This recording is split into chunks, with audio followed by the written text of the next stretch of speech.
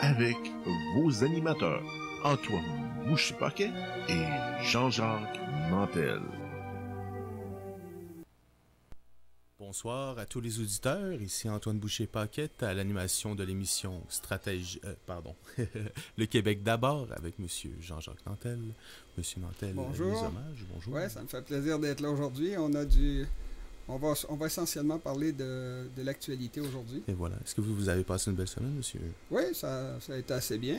J'ai publié une nouvelle vidéo. Et, mes vidéos ont tendance, les vidéos sur la crise ont tendance à oui, être... la 13e, si je ne me trompe pas. C'est la 13e. Oui. Ils ont tendance à être vus beaucoup plus par les Français que par les Québécois. Intéressant. Alors, c'est assez frappant, puis je reçois beaucoup de messages. Et les Français sont au moins aussi angoissés que les Québécois.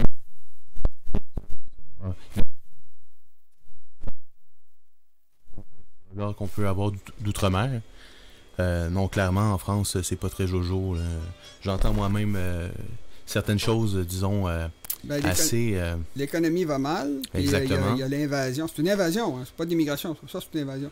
Alors, c'est une invasion de la France. Oui, vous le dites d'ailleurs dans vos vidéos. Oh, oui, moi, je me gêne pas de dire ça. C'est la vérité. C'est toutes les conneries. J'en ai parlé souvent là, de la rectitude politique. Ils sont en train de faire le mal dans tous les domaines, en présentant ça comme le bien. C'est l'inverse du bon sens. Le patriotisme, c'est devenu du racisme. Défendre les frontières, c'est une folie, alors que tout le monde a toujours fait ça. Comme j'ai déjà dit, il y a des frontières partout bien dans sûr. le mode... Nous en reparlons peut-être d'ailleurs à la fin de l'émission. Si nous... Bien sûr, chers auditeurs, que ce soir, c'est une émission assez chargée. Et j'espère que vous avez vos Prozac en réserve parce que ce sont...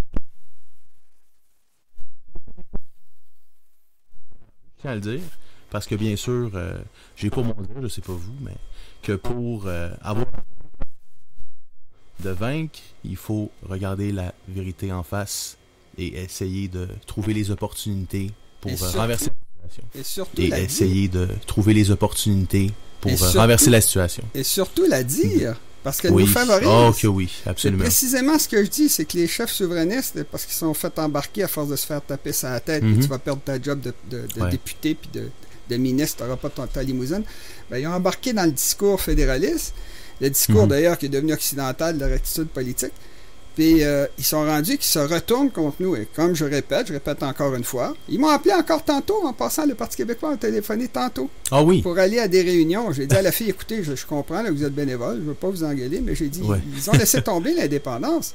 Ils ont dit qu'ils ne parleraient pas d'identité, alors qu'on est carrément attaqué de tous côtés. Et voilà. Veut dire, à un moment donné, ils laissent tomber l'indépendance, ils laissent tomber le discours sur l'indépendance, pas juste l'indépendance, le référendum...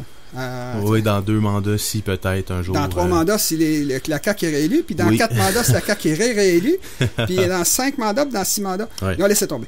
Puis si jamais ils sont élus, ils vont nous dire qu'ils n'ont pas le pourcentage. Fait que, il y en a un qui m'a écrit, je n'en ai pas son nom, il dit, c'est des mensonges que vous dites sur le PQ. J'ai dit, pas de problème, ça me dérange pas, moi. Ça me dérange pas d'avoir tort.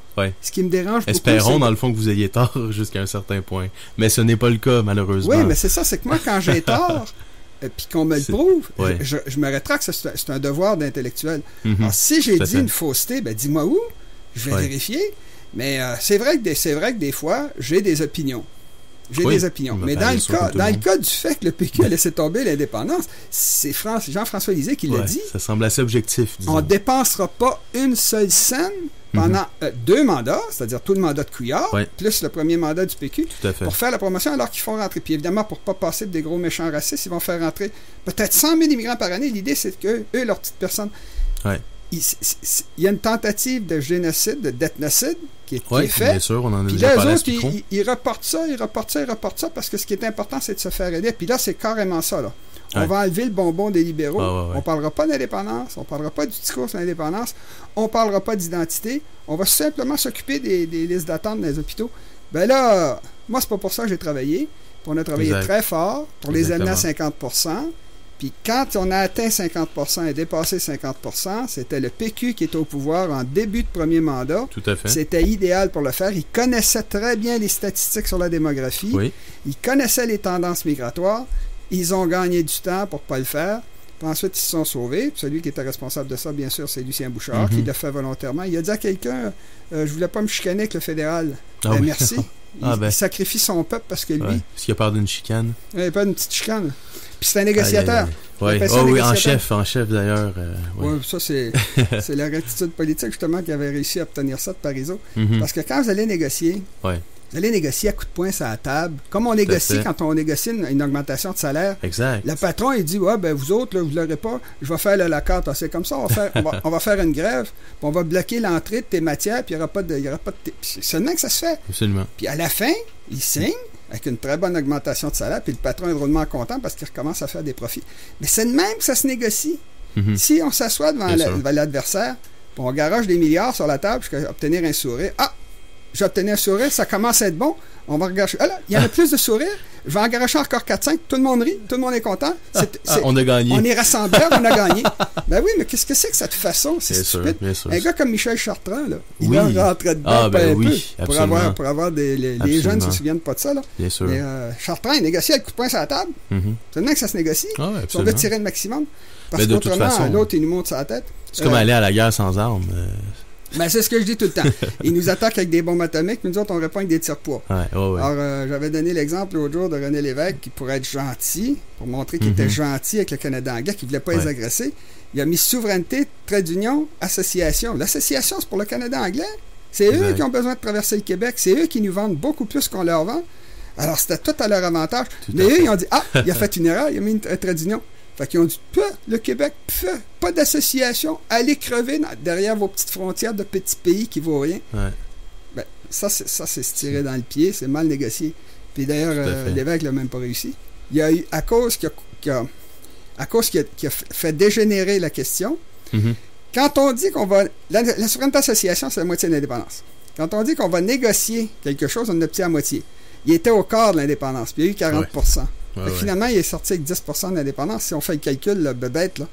Tandis que s'il avait fait comme Parizeau avait dit, poser la vraie question, voulez-vous que le Québec devienne un pays souverain, indépendant et séparé du Canada à plus tard telle date, il aurait eu son 40 pareil, mais il aurait eu 40 solide. Tout à fait. Alors, c'est toute la façon de loser de négocier, la façon de loser de faire les choses. Puis là, je ne sais pas si Pierre Falardeau avait dit dans une émission, tout le monde en parle, très connu, il dit, si on laisse tomber l'indépendance, trompez-vous pas, là, il dit, les gens que vous avez mis en colère parce que vous avez pris, leur a presque fait perdre des dizaines de milliards de dollars en contrôlant toute la vallée du Saint-Laurent parce que l'indépendance, c'est payant, puis ils le savent. Il dit, ils vont s'essuyer les pieds sur vous, ils vont vous tasser, puis c'est long mourir. Ça fait mal. Exact. C'est ça qu'il disait. Il dit ça coûte cher l'indépendance, mais essayez l'indépendance. Essayez la dépendance pour voir. Oui, ben l'indépendance, ça coûte pas cher. Si vous voulez savoir si l'indépendance est payante, demandez aux immigrants. Absolument. Ils viennent de 150 pays différents. L'histoire le prouve. Ils vont tous vous le dire que c'est payant l'indépendance, que c'est bon. Saviez-vous ça? Moi, j'en ai parlé l'autre jour, c'était vous que j'en ai parlé. Saviez-vous ça que Nelson Mandela, c'est un extrémiste de droite identitaire? Parce que nous, parce qu'on veut l'indépendance, parce qu'on a été agressé, parce qu'on a été victime, parce qu'on a été appauvri artificiellement pendant 250 ans, puis on veut récupérer notre liberté, on est de l'extrême droite identitaire. Alors, Nelson Mandela, c'est même pire que ça. Il voulait le bien de son peuple. C'est un raciste. C'est un raciste, il voulait le bien de son peuple. En plus, ethniquement. Puis sa race, c'était les Blancs contre les Noirs. C'était un vrai raciste, un nazi. Puis en plus de ça, il voulait l'indépendance. Ça, c'est l'extrême droite. Qu'est-ce qu'on fait avoir une rue, Nelson Mandela, à Montréal? Et voilà. Non, si on pousse la logique au bout, c'est non, mais à un moment donné, il faut arrêter de niaiser. Là. Ils poussent toujours dans le même sens en disant qu'on est des salauds, puis eux autres, c'est les bons. Puis c'est eux qui planifient de faire un ethnocide, ce qui est un crime contre l'humanité, contre le peuple québécois. Ils planifient ça depuis 260 ans. C'est leur plan, puis là, ils pensent qu'ils l'ont. Là. Puis là, c'est des attaques de tous côtés. C'est eux qui nous marchent les pieds. C'est eux qui... En tout cas, on en a parlé à plusieurs reprises, on va continuer d'en parler. Tout à fait. Pour en revenir au sujet d'aujourd'hui, parce que le sujet d'aujourd'hui, c'est essentiellement une actualité qui est, je trouve, personnellement chargée. Oh, tout à fait. Alors, vous vouliez commencer avec le volet international. Oui, c'est que, comme j'ai expliqué l'autre jour, c'est très bon d'habituer les Québécois à penser plus grand. Là. Oh, que oui. Alors, c'est pour ça que moi, j'aime bien commencer par le volet international, ensuite aller au niveau du continent, c'est-à-dire les États-Unis essentiellement, parce que la grosse puissance en Amérique du Nord, c'est pas le petit Canada, c'est les États-Unis. Oh, absolument. Puis notre vraie capitale est à Washington. La façon dont on est pogné, là, on a 2 capitales. Celle qui prend les vraies décisions qui concernent tout le continent, les États-Unis, puis la petite capitale canadienne-anglaise qui nous marche les pieds tant qu'ils peuvent pour nous sucer le sang. La province de l'autre. Province de l'autre. Nous, on est comme la province de la province de l'autre. Alors, on passe tous les tableaux. Ouais, on perd tout le temps. Absolument. Alors, on est toujours entre 2 chaises, hein, dans notre histoire. C'est ça. Les historiens disent c'est le malheur d'un peuple qui est tombé sous la coupe d'un autre peuple qui le contrôle complètement. Alors, il contrôle au niveau de l'idéologie. Parce que nos chefs n'ont pas le courage de défendre les vraies valeurs. La vérité. Exactement. La vérité. Oui. C'est ce que moi je fais. Bien sûr. Puis tout le monde est sur notre dos parce qu'il y a beaucoup de richesses au Québec. On produit beaucoup de richesses. La richesse est dans nos têtes. Alors, comme on produit beaucoup de richesses, il nous l'attire de tous les côtés. En tout cas, fait que pour que les gens habituer les gens à faire ça, au moins nous, l'audience qu'on a. On part de l'international, on va aux États-Unis, ensuite on passe au Canada, puis ensuite on passe au Québec, qui est le cas qui nous occupe. En faisant un petit détour par la Syrie, peut-être? L'international, c'est ça. C'est pour ça que moi, je voulais surtout parler... j'ai parlé la semaine passée que je m'attendais à ce que Trump bombarde la Syrie. Oui. Ce qu'il a fait, sans un seul mort. Exact. C'est-à-dire que c'est même pas des dommages collatéraux. Ils ont bombardé la nuit, bombardé des centres de recherche. Ils ont pété des éprouvettes, puis des autoclaves, puis des trucs comme ça. Des bâtiments. Puis ce qui est vraiment arrivé, puis ça, j'en ai parlé la semaine passée, c'est que les Américains, présentement, les Américains, c'était la plus grande puissance du monde. Ils produisaient 50% de la production industrielle après la Deuxième Guerre mondiale. De la planète, oui. De la planète. Pour vous donner une idée, à la fin de la Deuxième Guerre mondiale, les Américains avaient 100 porte-avions. Wow. C'était une puissance incroyable. C'était devenu... Ils ont produit pendant la Deuxième Guerre mondiale, c'était... c'est ça. Je pense... C'est ça. C'est 400 000 tanks et 100 000 avions. C'est l'inverse. C'est peut-être l'inverse. C'est peut-être 400... En tout cas, c'est incroyable. Je suis pas sûr. C'est peut-être 400 000 avions, 100 000... C'est ça. C'est 400 000 avions, 100 000 tanks. Mais c'est une puissance fantastique. Puis c'était la moitié de la... Évidemment que le Japon et l'Europe, la Russie, tout était rasé. Oui. On s'entend. Ça a aidé. Mais il en demeure pas moins que c'était une super puissance, hyper puissance, comme il n'y en a jamais eu sur la planète. Et toute l'histoire de la bombe atomique avec la Russie et l'opposition avec les Russes, là, c'était le fait de ce qu'on appelle le Deep State aux États-Unis. Deep State, c'est l'État profond, celui qui gère le pays. Ouais.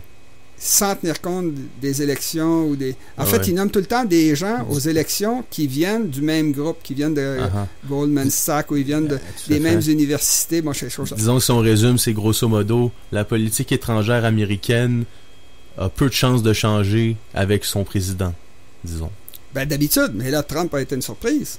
Trump, c'était une grosse surprise. Mais justement, la Syrie, vous trouvez pas que c'est un peu contradictoire du fait qu'il ait dit qu'il voulait se retirer, qu'il voulait... Vous voyez? Moi, j'ai l'impression que c'est un espèce de coup de théâtre, un peu comme la dernière fois d'ailleurs, c'était déjà arrivé. C'est pas faux, ce que voyez-vous? Vous êtes dans le bon... selon moi, vous êtes dans la bonne voie. Ouais. Essentiellement, c'est parce que j'essaie d'expliquer ce qui se passe aux États-Unis. Allez-y. Eisenhower était celui qui a dirigé le DID, le débarquement en Europe. D'accord. C'était un général, je pense qu'il était 5 étoiles, au moins 4 étoiles, peut-être 5. Puis c'est lui qui a commandé. C'est lui qui est devenu président des États-Unis oui, c'est ça, il est devenu président. Mais ce que je veux dire, c'est qu'il était le chef des armées. Oui. Bon. Absolument. Ensuite, il se présente. Il a gagné la Deuxième Guerre mondiale. C'est pas lui qui a gagné, c'est tout le monde qui était avec lui. Il n'était pas tout seul. Évidemment. Mais il a gagné la guerre. Ouais. Puis là, il était nommé président américain. Et quand il a quitté la présidence, il a dit aux Américains, faites attention au complexe militaro-industriel. C'est une chose très, très... C'est ce qu'il a dit en quittant. Attention au complexe militaro-industriel. Ouais. Parce que quand ils ont produit les 100 porte-avions, puis les 400 000 avions, puis les 100 000 tanks, puis tout ça, ça a gonflé le secteur d'armement aux États-Unis, qui est devenu tellement fort que là, il a fallu ensuite, pour ne pas mettre les gens au chômage, de garder tout ça en activité. Ouais. Alors, évidemment, ils ont essayé. Ils en ont, évidemment, réorienté beaucoup vers l'industrie normale. Produire des voitures, ça a été le boom de l'après-guerre à cause de la technologie. Ils disaient aux gens... Pensons à Détroit, par Détroit, exemple. tout ça. Bon. Mais il y a toute une partie de l'industrie qui fabriquait de l'armement. Puis de l'armement, quand vous faites une guerre, ben ça disparaît tout le temps. Ouais. C'est pas comme une voiture. Une voiture, ça peut durer 20, 30 ans. Si vous faites attention à Cuba, il y en a qui ont duré 50, 60 ans. Ouais, alors, mais l'armement, là, quand un objet explose, il faut le remplacer. Alors, ils ont commencé à générer toutes sortes de crises dans le monde. Puis les Américains allaient se mêler de choses qu'ils ne regardaient pas vraiment, puis qui n'étaient pas vraiment payants pour les États-Unis, surtout pas pour les soldats américains qui se faisaient couper des jambes, crever des yeux. Bien sûr. Alors, l'opposition contre les Russes elle était vraie. Les Russes voulaient vraiment conquérir le monde avec le communisme. Mais ils étaient complètement détruits. La partie européenne, l'URSS, était détruite. Alors, il n'y avait pas beaucoup de danger qui venait de là. Ouais. Mais en montant une grosse balloune, puis les Russes ont réagi en lançant un Sputnik, tout ça. Fait que là, ils se sont lancés dans la course à l'espace. Mais essentiellement, les Américains avaient tellement d'énergie, de puissance, de jeunes populations. Bon. Puis ensuite, ça a commencé à baisser. Puis avec l'avènement de la Chine... Oui. Ben là, en fait, c'est le Japon d'abord, puis ensuite la Chine a copié le Japon, puis là, ben, les Américains ont subi l'effondrement qu'on connaît. Mais quand vous faites une grosse installation militaire dans le monde, les Américains ont au moins 700 bases, il y en a qui disent plus que ça, 900, mais 700 bases, c'est un nombre fantastique. Bien sûr. Ils ont des centaines de milliers de soldats. C'est au moins, je crois, 300 000 soldats. 300 000, c'est ce que j'ai lu moi aussi, mais... il y en a peut-être plus. J'ai pas vérifié. Il y en a peut-être moins. Ah ben oui, il y en a plus parce que ce qui se passe, c'est que les Américains, le peuple américain n'aime pas qu'on fasse tuer les boys, les fils. Les fils. Oui, exact. Ça n'a jamais marché à la Deuxième Guerre mondiale. Ils disent c'est pas bon là, quand t'as attaqué Iwo Jima, il y a eu un paquet de blessés, puis les gars qui reviennent blessés, là, plus de jambes, tout ça. Là. Mon père les a vus. Et les gens voient les membres de leur famille, et ensuite ils voteront. Puis des fois, ils ne voient pas les membres de leur famille, c'est-à-dire c'est encore les bras puis les jambes qui sont partis. En tout cas, absolument. Mais j'ai vu un truc qui était très intéressant. Quand il y a eu Iwo Jima, la bataille d'Iwo Jima pour rentrer au Japon, les gens se sont battus, c'était extrêmement dur comme combat parce que c'était de la cendre volcanique qui était pas de creuser de trous, puis les Japonais étaient cachés dans le mont... comment ça s'appelait, en tout cas, c'est pas important. Mais il y avait un mont, là, Suribachi. Il était là, il a fait des trous, puis il tirait ses soldats. Bon, fait que ça a été très dur, la conquête de Iwo Jima. Mais ils ont monté le drapeau, là, la fameuse photo. Bon. Bien sûr. Alors, quand... Photo qui a été reprise, d'ailleurs. Désolé de briser un peu la magie, mais... Mais ce qu'ils ont fait, c'est que là, ils ont renvoyé les bonne moitié des soldats, surtout les blessés, aux États-Unis. Puis là, je pense que c'était à Cincinnati. Les gens recevaient les soldats qui revenaient à Cincinnati. Oui. Fait que les gens sont présentés sur la station de train pour fêter avec des ballons, puis bienvenue à nos boys, puis tout ça. Je comprends. Puis là, ben, les gens avec une fanfare. Puis là, quand le train s'est arrêté, ben, ce qui est descendu, c'est des gars plus de membres, des aveugles, des chaises roulantes. Puis là, ben, la fête s'est arrêtée complètement parce que les gens se sont dit, coudon, ça a été bien pire qu'on pensait. La guerre, c'est pas les gars qui montent le drapeau. Les gars, les 6 qui ont monté le drapeau, je pense qu'il y en a 4 qui sont morts par la suite. Puis si les Américains n'avaient pas lancé de bombe atomique sur le Japon, ça leur aurait coûté, ils avaient calculé, je pense, 1 million de morts. C'est tellement... Incroyable. Ils pensaient tellement qu'il y aurait de morts que la décoration, je pense que c'est la médaille du Congrès, ils en ont tellement imprimé, tellement fabriqué en prévision des morts qu'il y aurait au Japon, qu'ils se servent encore de ce réserve-là aujourd'hui. Ça donne une idée à quel point ils s'attendaient. Fait que les bombes atomiques ils ont sauvé un paquet de monde parce que les Japonais se seraient probablement battus. C'est pas vrai que ce que Truman avait dit d'ailleurs. C'est sa raison, mais il aurait pu me faire sauter la bombe sur une île en quelque part, leur montrer que c'était dangereux. En tout cas, ça pour expliquer. Il y avait aussi d'autres choses avec, disons, une certaine compétition qui s'installait avec l'URSS qui rentrait dans le portrait, bien sûr. L'URSS a eu probablement, presque certainement la bombe par... en fait, il y a probablement eu seulement qu'une découverte de la bombe atomique. Ça a été volé par... le projet Manhattan. Projet Manhattan, puis ensuite, Oppenheimer, sa femme, qui était à coquiner au Parti communiste, aurait transféré, puis d'autres auraient transféré à la Russie pour faire un équilibre. D'accord. Puis là, la Russie l'a donné à la Chine, ou en tout cas l'a aidé. La France l'a eu, c'est l'Angleterre ensuite qui l'a eu des États-Unis. La France... France l'a demandé à Kennedy, d'ailleurs. De Gaulle lui avait dit qu'il voulait la bombe. C'est ça, mais il y a eu... ça n'a pas été aussi simple que ça. Ils n'ont pas tout donné. Là, non, évidemment, évidemment. Le Canada a donné ça à l'Inde.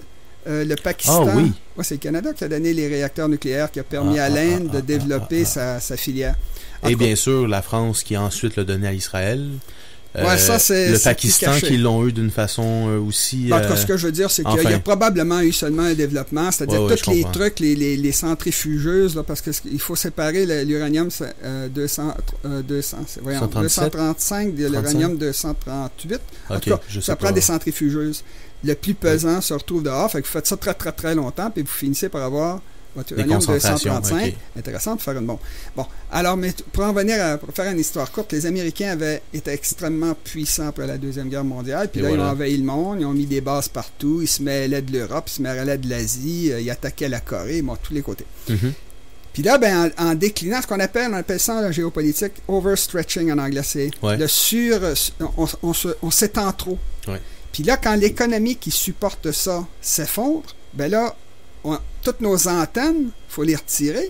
Mais quand vous les retirez, ben là, vous perdez du prestige. Puis là, les gens vous attaquent. C'est ça qui se passe aux États-Unis. Puis les Américains, comme j'ai souvent dit, je le répète, c'est une puissance maritime. Exact. J'ai vérifié, enfin, ça dépend des chiffres. Il y aurait 10 ou 11, dépendant des rapports, 10 ou 11 porte-avions. Puis un porte-avions, c'est des flottilles. Alors que la Chine en a 2. L'Italie en a 2, étonnant. Ah oui. La Grande-Bretagne en a 1, non pas 2, comme je pensais. 1 pour la France, en tout cas. Fait que les Américains, ça reste une puissance maritime, spatiale, aérienne, qui projette leur puissance autour du monde. Et c'est quand ils sont mêlés du monde entier, c'est parce que tout le monde était faible. Mais avec les décolonisations... C'est pour ça que l'indépendance, c'est payant. Avec les décolonisations, les gens ont appris les techniques occidentales, puis ils se sont développés eux-mêmes, les usines en Inde, en Chine, puis ils sont devenus riches, puis là, ils menacent aujourd'hui l'hégémonie occidentale, plus que menacés, ils sont en train de remplacer. Alors, les États-Unis, qui maintenant sont éparpillés partout, doivent se retirer, parce qu'ils ne peuvent plus payer ça. Et ça coûte très cher, les soldats aux États-Unis. Là. Il y a toutes sortes de services qui sont donnés aux anciens combattants. Ils font beaucoup de haute technologie. Depuis, quand on projette cette puissance comme ça à l'autre bout du monde, il faut aller la porter. Alors, la meilleure façon d'utiliser cette puissance quand on est une puissance maritime, c'est d'aider les autres à faire la guerre à sa place, de les laisser s'entretuer. Et ça, les Anglais ont fait ça d'abord. Quand ils ont perdu leur puissance avec les 2 guerres mondiales, les Américains ont pris la succession. Puis les Anglais pensaient leur donner des leçons. Ça a marché un bout de temps, mais là, c'est les Américains qui ont pris le dessus. Et qu'est-ce qu'on fait? Les Anglais faisaient ça à chaque fois que quelqu'un... Parce que c'était l'Europe qui contrôlait le monde. À chaque fois qu'une puissance devenait trop forte en Europe, il liait toutes les autres nations contre cette puissance-là. Fait qu'il était toujours plus fort que la plus grande puissance du continent, puis c'était eux qui décidaient. Est-ce que c'était le check of balance? C'est balance of power, c'est le principe. Alors, ça a commencé par l'Espagne. Ils sont mis tous ensemble contre l'Espagne. Ensuite, ça a été la France tous contre l'Espagne, contre la France. Ensuite, ça a été l'Allemagne tous contre l'Allemagne. Après, ça a été la Russie tous contre la Russie. Puis aujourd'hui, c'est la Chine tous contre la Chine. Et c'est ce que fait une puissance maritime. Elle bâtit une alliance qui encercle. Puis évidemment, l'autre se sent assiégé, puis il a raison de le penser. Bien sûr. Parce que c'est très facile d'aimer l'humanité, mais on ne peut pas supporter le sale type qui habite à côté de chez soi. Tout le monde est comme ça. Alors, c'est toujours... L'Argentine n'aime pas les Brésiliens. Les Québécois ont des problèmes avec les Canadiens anglais. La Belgique avec la France. L'Allemagne avec la Pologne. Bon, c'est comme ça, c'est les voisins. Alors, ils prennent les Américains, comme les Anglais faisaient. La meilleure chose à faire, c'est d'aider les ennemis de ses ennemis. Faisant une coalition, qui sont ses ennemis. Comme le dit l'adage. Oui, mais on les laisse tomber après. Ah, ça se peut. Quand la guerre est finie, on négocie les intérêts de ses alliés, puis souvent on les transfère aux vaincus pour qu'ils deviennent notre ami. Parce qu'il est vaincu maintenant. Il faut se retourner contre... Alors, quand ils ont vaincu la France, Talleyrand, celui qui négociait pour la France était complètement lavé. Alors, les alliés qui battaient contre la France, ils ont dit, on va se regrouper, puis on va tout dépecer, on va tout leur voler. Puis là, Talleyrand, il a dit, ben non, c'est plus nous les plus puissants, là, c'est les autres. Fait qu'il a réussi à reconstituer une puissance de la France qui était complètement lavée parce qu'ils voulaient s'en servir. Ils ont fait ça avec l'Allemagne après la Deuxième Guerre mondiale. Ils ont fait le plan Marshall pour rebâtir l'Allemagne, pour opposer aux Russes. Bon, alors tout ça pour dire que c'est ce que Trump essaie de faire. Il essaie de retirer...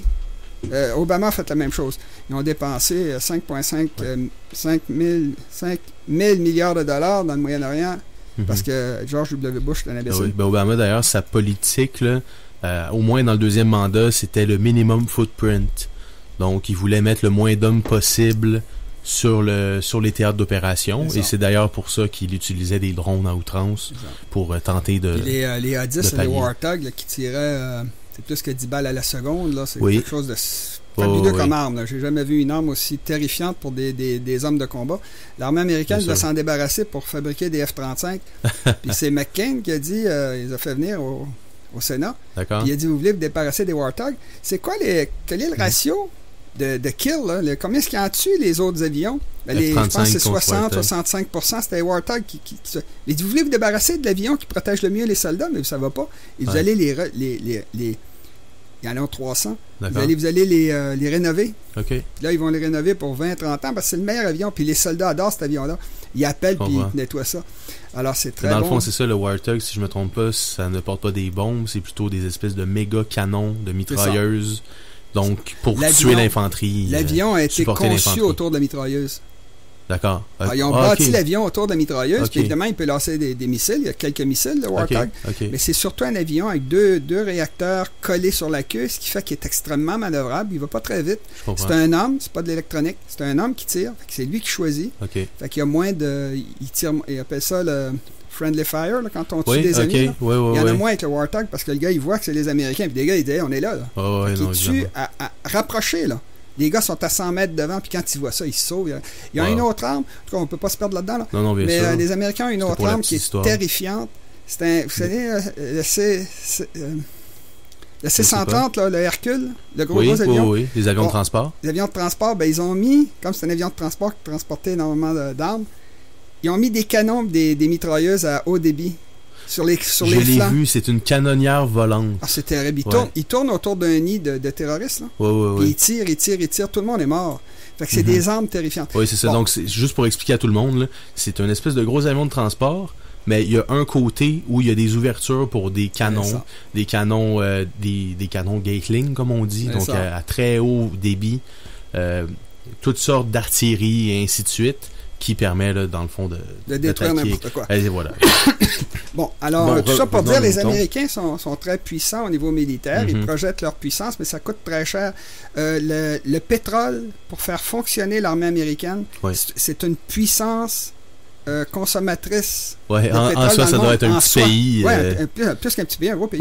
Bon, parce qu'ils ont des gros trucs avec du gros blindage, notamment les Humvee, là, pour protéger les soldats, des armes artisanales.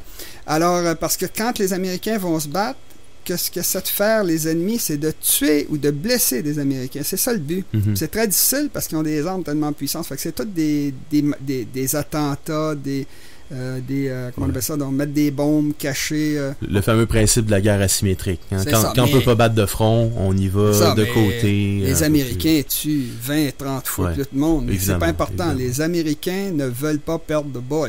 Bon, alors Trump fait comme Obama, il essaie de se retirer du monde entier. Les Américains doivent rester chez eux puis téléguider les autres nations. Alors, c'est ce qu'ils font en Syrie. La Syrie, c'est un échec.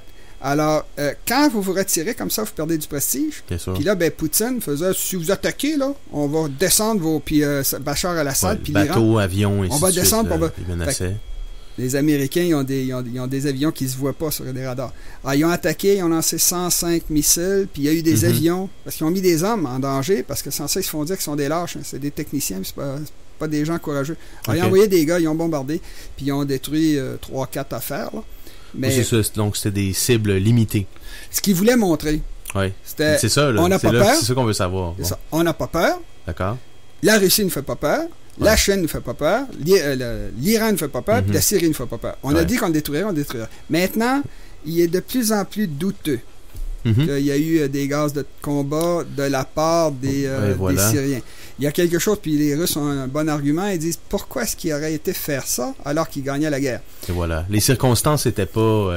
Ça semble pas très bon. Mais ceci étant dit, Trump devait montrer que les Américains n'avaient pas peur, puis qu'ils interviendraient si quoi que ce soit qui arrive dans le monde, si vous attaquez les intérêts américains, si vous faites quelque chose que les Américains peuvent utiliser contre vous, ils vont intervenir. C'est ça que je voulais dire.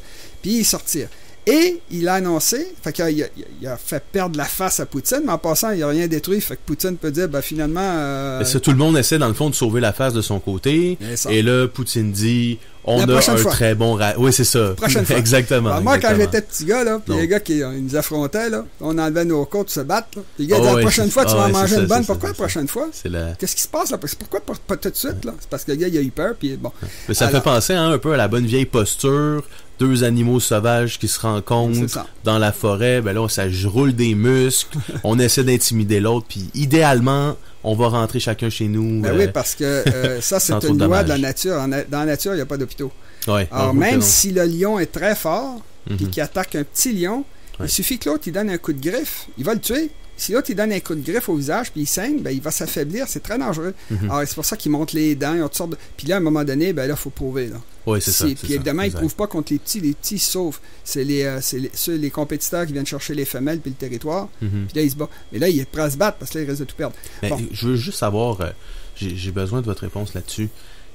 La posture qui est adoptée par Trump, il y a quelqu'un qui, enfin, j'ai entendu sur les réseaux, je trouvais très intéressant, qui disait, dans le fond, les Américains n'ont pas les moyens de se permettre d'avoir l'air de sortir, disons, en guillemets, la queue entre les deux jambes, d'une certaine façon, parce que, veut pas, il existe certaines lois, certaines lois non écrites chez les humains, qui font en sorte que, disons que vous êtes le caïd de votre quartier, vous intimidez tout le monde. Si un jour, quelqu'un réussit à vous en foutre une devant tout le monde, c'est terminé. Perdez, mais vous pouvez leur gagner, mais... mais c'est plus difficile. Disons que la dissidence a tendance à augmenter rapidement. Je l'ai vécu quand j'étais enfant. Peut pas se parler, c'est de la violence. La violence, c'est une valeur. Quand il y avait des gangs, moi, je me souviens, c'était... attends-moi ce soir avec ta gang à 4 heures. Je n'avais pas de gang, puis tout le monde le savait. Fait que j'étais obligé d'aller me battre contre une gang de 5. Puis la seule façon de se battre, on était à peu près 5. Des rieurs autour. Mais la gang, le noyau de base sont 5. Puis là, la façon, c'est de provoquer le chef. Ah, t'es trop large, t'as peur de te battre contre une gang, t'es bon en gang, t'es bon. Fait que là, le gars, il est insulté. Fait que là, on a une chance d'arriver kiff. On peut pas gagner. On peut pas gagner, parce que si vous gagnez, là, la gang saute dessus. Quand il tombe à terre, il faut que vous reculiez, puis c'est fini. Puis là, la prochaine fois, je vais te repoigner, je te sous. C'est ça. Il s'en va. Mais si vous perdez, par exemple, vous perdez. Là, vous en mangez une bonne. Puis là, c'est toute la question. En tout cas, c'est les êtres humains qui sont comme ça. Fait que Trump essaie de se retirer de Syrie. Puis là, il a annoncé qu'elle a créé une coalition d'Arabes, l'Arabie Saoudite et d'autres pays, qui vont rentrer en Syrie, qui vont être les Arabes, qui vont faire le job pour les Américains. Puis les Américains vont leur donner des armes. Donc, une guerre par proxy classique. C'est ce que j'ai dit qu'il faut faire quand on est une puissance maritime. Il ne faut pas faire tuer ses hommes, il ne faut pas gaspiller, parce que c'est énormément d'énergie d'aller se battre en Afghanistan. C'est loin, là. L'essence, les Humvee, tout ça, il faut l'amener. À la Deuxième Guerre mondiale, pour chaque homme qui se battait dans l'armée américaine, il y avait 18 hommes qui faisaient la logistique. Wow. La logistique, c'est amener le matériel au front. Fait. Alors, pour chaque combattant, il y avait 18 derrière. Il y avait des femmes là-dedans, mais ça donne une idée de ce que ça coûte d'aller loin. Puis on parlait de l'Europe, le continent le plus proche de l'Amérique du Nord, de côte Est. Bon. Alors, les Américains n'ont plus intérêt à le faire, ils n'ont plus les moyens de le faire, et c'est ça que fait Trump. Et il y a quelque chose d'autre que je voulais dire par rapport à ça. Ah oui, Trump a également court-circuité le complexe militaro-industriel dont on parlait, là. On a dit qu'Eisenhower disait de s'en méfier. C'est de ça qu'on parlait. Parce qu'eux autres, ce qu'ils veulent, c'est continuer les guerres. Ça en foutent, eux autres, que les Américains soient dans la dèche, puis qu'il y a des problèmes, puis que tout le monde soit endetté. Eux autres, ce qu'ils veulent, c'est vendre des bombes parce que c'est payant. C'est le prochain trimestre qui compte. C'est ça. La seule chose, c'est de faire le plus d'argent possible. Alors là, j'ai expliqué un peu la géopolitique, puis on va parler un peu de la géopolitique mondiale parce que c'est intéressant. Les Américains, c'est une puissance maritime. C'est la seule vraie grande puissance maritime sur la planète présentement. Comme dans l'histoire, il y en a eu beaucoup. Il y en a eu beaucoup, mais c'était... Rome était une puissance maritime. Ça a été construit autour de la Méditerranée. La Grèce, entre autres, avec Athènes, c'est ça. Il a placé la thalassocratie, ceux qui dirigent par la mer. Exact. Alors, l'idée des puissances maritimes, j'en ai déjà parlé, c'est de tenir l'océan, qui est soit... dans le temps d'Athènes, c'était moins, il n'y avait pas de technologie. Mais l'océan représente 71% de la surface du monde. Plus les 3 Amériques qui appartiennent aux États-Unis, les Chinois peuvent bien faire ce qu'ils veulent, ils sont trop loin, ça ne marche pas. Puis l'Amérique est orientée vers l'Atlantique et non pas vers le Pacifique, à cause des Andes. Alors, ils sont rejetés c'est très difficile de se rendre dans le Pacifique parce qu'il faut passer par le canal de Panama qui est contrôlé par les Américains. Bien sûr. Ils ont des bases le long, ça c'est l'entente avec Panama. Le canal est à vous, mais on laisse les bases. S'il y a une guerre, on reprend le contrôle. Je tiens à dire pour les auditeurs qu'il y a un projet avec le Nicaragua en ce moment. La Chine aimerait faire son propre canal. Non, c'est ça, c'est pas fait. Justement. Ouais, le Guatemala en a déjà parlé aussi. Mais il y aurait un deuxième canal, mais bon, peut-être. Mais de toute façon, les Américains garderaient le contrôle. Là. Ils feraient simplement... ils renverseraient la puissance. Puis ça serait mauvais pour le Nicaragua parce que il provoquerait... La raison pour laquelle les Québécois ont tant de problèmes, c'est à cause de la vallée du Saint-Laurent. Oui. Parce qu'ils veulent la controler, parce que ça vaut de l'or. C'est trop stratégique. Ça vaut une fortune. Fait qu'ils veulent la garder pour eux. Fait que là, ils essayent tout pour nous détruire juste à cause de ça. Alors, ça créerait beaucoup de problèmes au Nicaragua. Puis évidemment, les Américains, dans les conversations privées, si vous faites ça, on va intervenir. Fait que là, on va attendre 10 ans, 20 ans, 50 ans. C'est comme le PQ avec l'indépendance. Ils remettent ça la semaine des 4 jeudis. Alors, la semaine des 4 jeudis, en passant, qui a vraiment existé, c'est quand ils ont changé le calendrier au Moyen-Âge. En tout cas... Mais tout ça pour dire que la géopolitique... Excusez-moi parce que là... Vous m'en apprenez une grosse, là. On en reparlera une autre fois. En fait, c'est une expression, mais c'est qu'à un moment donné, ils ont voulu refaire le calendrier rationnel. Oui, OK. Et je pense qu'ils avaient mis plusieurs jours ensemble. Je ne sais pas si c'était 4, là, mais c'était vraiment quelque chose qui est arrivé. Il a fallu... Incroyable. OK, non, c'est parfait. Mais les puissances maritimes tiennent... Les Américains tiennent les océans, 71%. Ils tiennent les 3 Amériques. Toute l'Océanie est à eux, dont l'Australie, la Nouvelle-Zélande, qui, malgré l'immigration, ça va rester des pays c'est le Commonwealth européenne. En général. C'est ça. Dans le fond, est-ce qu'on pourrait dire que les États-Unis, c'est, disons, l'Amérique du Nord, l'Occident, disons, l'Europe, l'Amérique du Nord et, grosso modo, le Commonwealth, l'ancien Commonwealth britannique? Si on veut, mais quoi que le Commonwealth britannique, c'était le Nigeria, etc. Là, il y a les puissances se sont défaites. L'Inde n'est plus... sous le contrôle anglo-saxon, même si elle a gardé beaucoup de reconnaissance, contrairement à ce que les gens disent, les colonisateurs. La politique. C'était toutes des cochonneries qu'ils ont fait. Ils ont fait beaucoup de bien, les Anglais, à l'Inde.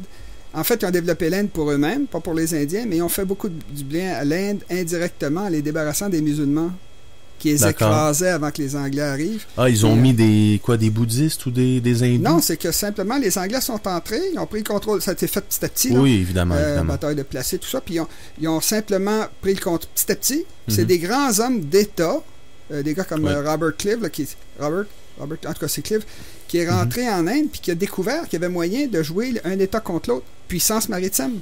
Alors, vous rentrez sur un continent, vous foutez le bordel, vous prenez le plus faible contre le plus fort, vous affaiblissez le plus fort, puis vous gardez un équilibre.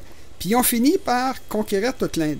Puis là, ils se sont appuyés sur les musulmans qui étaient minoritaires pour prendre le contrôle de l'Inde, mais petit à petit, ils ont formé les Indiens pour administrer le pays, parce qu'il y avait une élite. Mais il y avait, je pense, 100 000 Anglais aux Indes. C'était pas des millions? Non. Fait que c'était juste, c'était on appelle ça une administration... aplati, c'est-à-dire c'est au niveau du sol. Il n'y a pas une pyramide. Là. Puis ce qu'ils ont fait, c'est qu'ils ont formé les Indiens pour occuper les postes. Puis les Indiens, ils ont tout appris les trucs. Comment ça marche, comment est-ce qu'on fait un fusil, comment est-ce qu'on fait une campagne militaire, puis quelle est la technique des Anglais, parce qu'ils étaient avec les Anglais. Puis quand l'indépendance est arrivée, c'était les hindous qui étaient majoritaires en Inde qui ont pris le pouvoir, avec Gandhi, tout ça. Puis là, eux autres, ils ont tassé les musulmans. Puis là, il y a eu la création du Pakistan. Mais l'Inde a été débarrassée de ces maîtres musulmans qui étaient bien pires que les Anglais. Là. Ils faisaient des massacres, c'était incroyable, tout ce qu'ils ont fait des musulmans en Inde. Alors, les Indiens... depuis des siècles, déjà. Oui, depuis le 11e, 12e. En fait, ça a été graduel, eux autres aussi. l'Inde, c'est un énorme pays, c'est difficile à conquérir, on peut conquérir pas ça d'un coup. Mais il y a eu des massacres, il faut passer par la passe de Khyber. C'est ça. Puis il y en a une autre au sud, là, par où il passait. Mais essentiellement, c'est que l'Inde a toujours, c'est une puissance, même si c'est un porte-avions naturel, c'est fait comme une pointe qui avance dans l'océan Indien, qui porte le nom de l'Inde, l'océan Indien. L'Inde, ses envahisseurs sont presque toujours venus du nord-ouest, c'est-à-dire de l'Asie centrale, puis de la région du Pakistan. Des nomades, principalement. Des nomades qui venaient d'un pays froid, qui descendaient dans une cuvette extrêmement chaude, puis très, très insalubre. Alors, ils descendaient par paliers, puis ils finissaient par conquérir l'Inde, puis là, ça a été ça, même du temps d'Alexandre, etc. Alors, l'Inde, malgré sa nature de porte-avions naturel qui contrôle tout l'océan Indien, ils se sont d'ailleurs étendus vers l'est, en Indonésie. Inde. On appelle ça aussi, en tout cas, il y a toutes sortes de mots, là. Indochine, Inde et Chine, c'est-à-dire, c'est là que se rencontraient les deux civilisations. Alors, l'Inde s'est étendue par son commerce. Il paraîtrait même que ce serait eux qui auraient fondé Sumer. Ah oui. Ben, ça semble, enfin, on n'est pas sûr. Oui, mais non, il y a eu des relations. Mais l'Inde s'est toujours étendue par l'océan, mais ses envahisseurs venaient du nord-ouest. Alors, puis encore aujourd'hui, l'ennemi de l'Inde, c'est le Pakistan qui est au nord-ouest. Oui. Alors, le résultat, c'est que l'Inde est une puissance continentale qui, malgré tout, protège, qui contrôle tout l'océan Indien. Mais l'océan Indien... Par sa géographie. Par sa géographie. Et de plus, c'est que l'océan Indien n'a jamais été un océan très intéressant jusqu'à aujourd'hui, où c'est devenu le plus important à cause du pétrole. Mais l'Afrique, c'était pas très intéressant parce qu'il n'y a pas beaucoup de population. Toute la région à l'est, Indonésie, tout ça, c'était pas développé. Fait que c'est les Indiens qu'on a... Bon. Fait que l'Inde est une puissance continentale, même aujourd'hui, qui regarde au nord-ouest les Pakistanais, puis s'ils se battent, ça va être avec les Pakistanais. La Chine est une puissance... la Russie est tellement une puissance continentale que les Russes n'ont presque pas de ports en eau profonde qui sont ouverts toute l'année. C'est vrai. Il y en a un au bout de la Sibérie, à Vladivostok. Oui. Il y en a un sur la mer Noire. Puis, la Crimée, Sébastopol. Puis c'est tout. Après, vous avez évidemment Leningrad, puis vous avez sur la mer Blanche, mais c'est gelé. Ouais. Et le fameux port là, de Tartous, mais qui est loué pendant longtemps, selon les Russes à tout le moins, en Syrie. Ah oui, mais ça, c'est des bases extérieures. Oui, la Syrie, exact. La Russie n'a qu'un porte-avions. L'amiral Kouznetsov, puis il contrôle mal ça. Les avions tombaient quand ils ont attaqué la Syrie. En tout cas, ils sont pas. Les Américains sont passés maîtres là-dedans. Ils en ont 11, puis ils font ça depuis... Évidemment. La guerre aéronavale, ça leur connaît. Mais les Russes sont seulement un porte-avions, ils ne sont pas très compétents là-dedans, mais c'est une bonne armée, des gens surtout très courageux. Eux, je crois que c'est les missiles un peu, leur domaine de prédilection. Oui, c'est l'armée de terre. Il faut voir, les Russes, c'est un peuple très courageux. C'est un peuple... ils n'ont pas le fantasme de l'Holocauste, eux autres.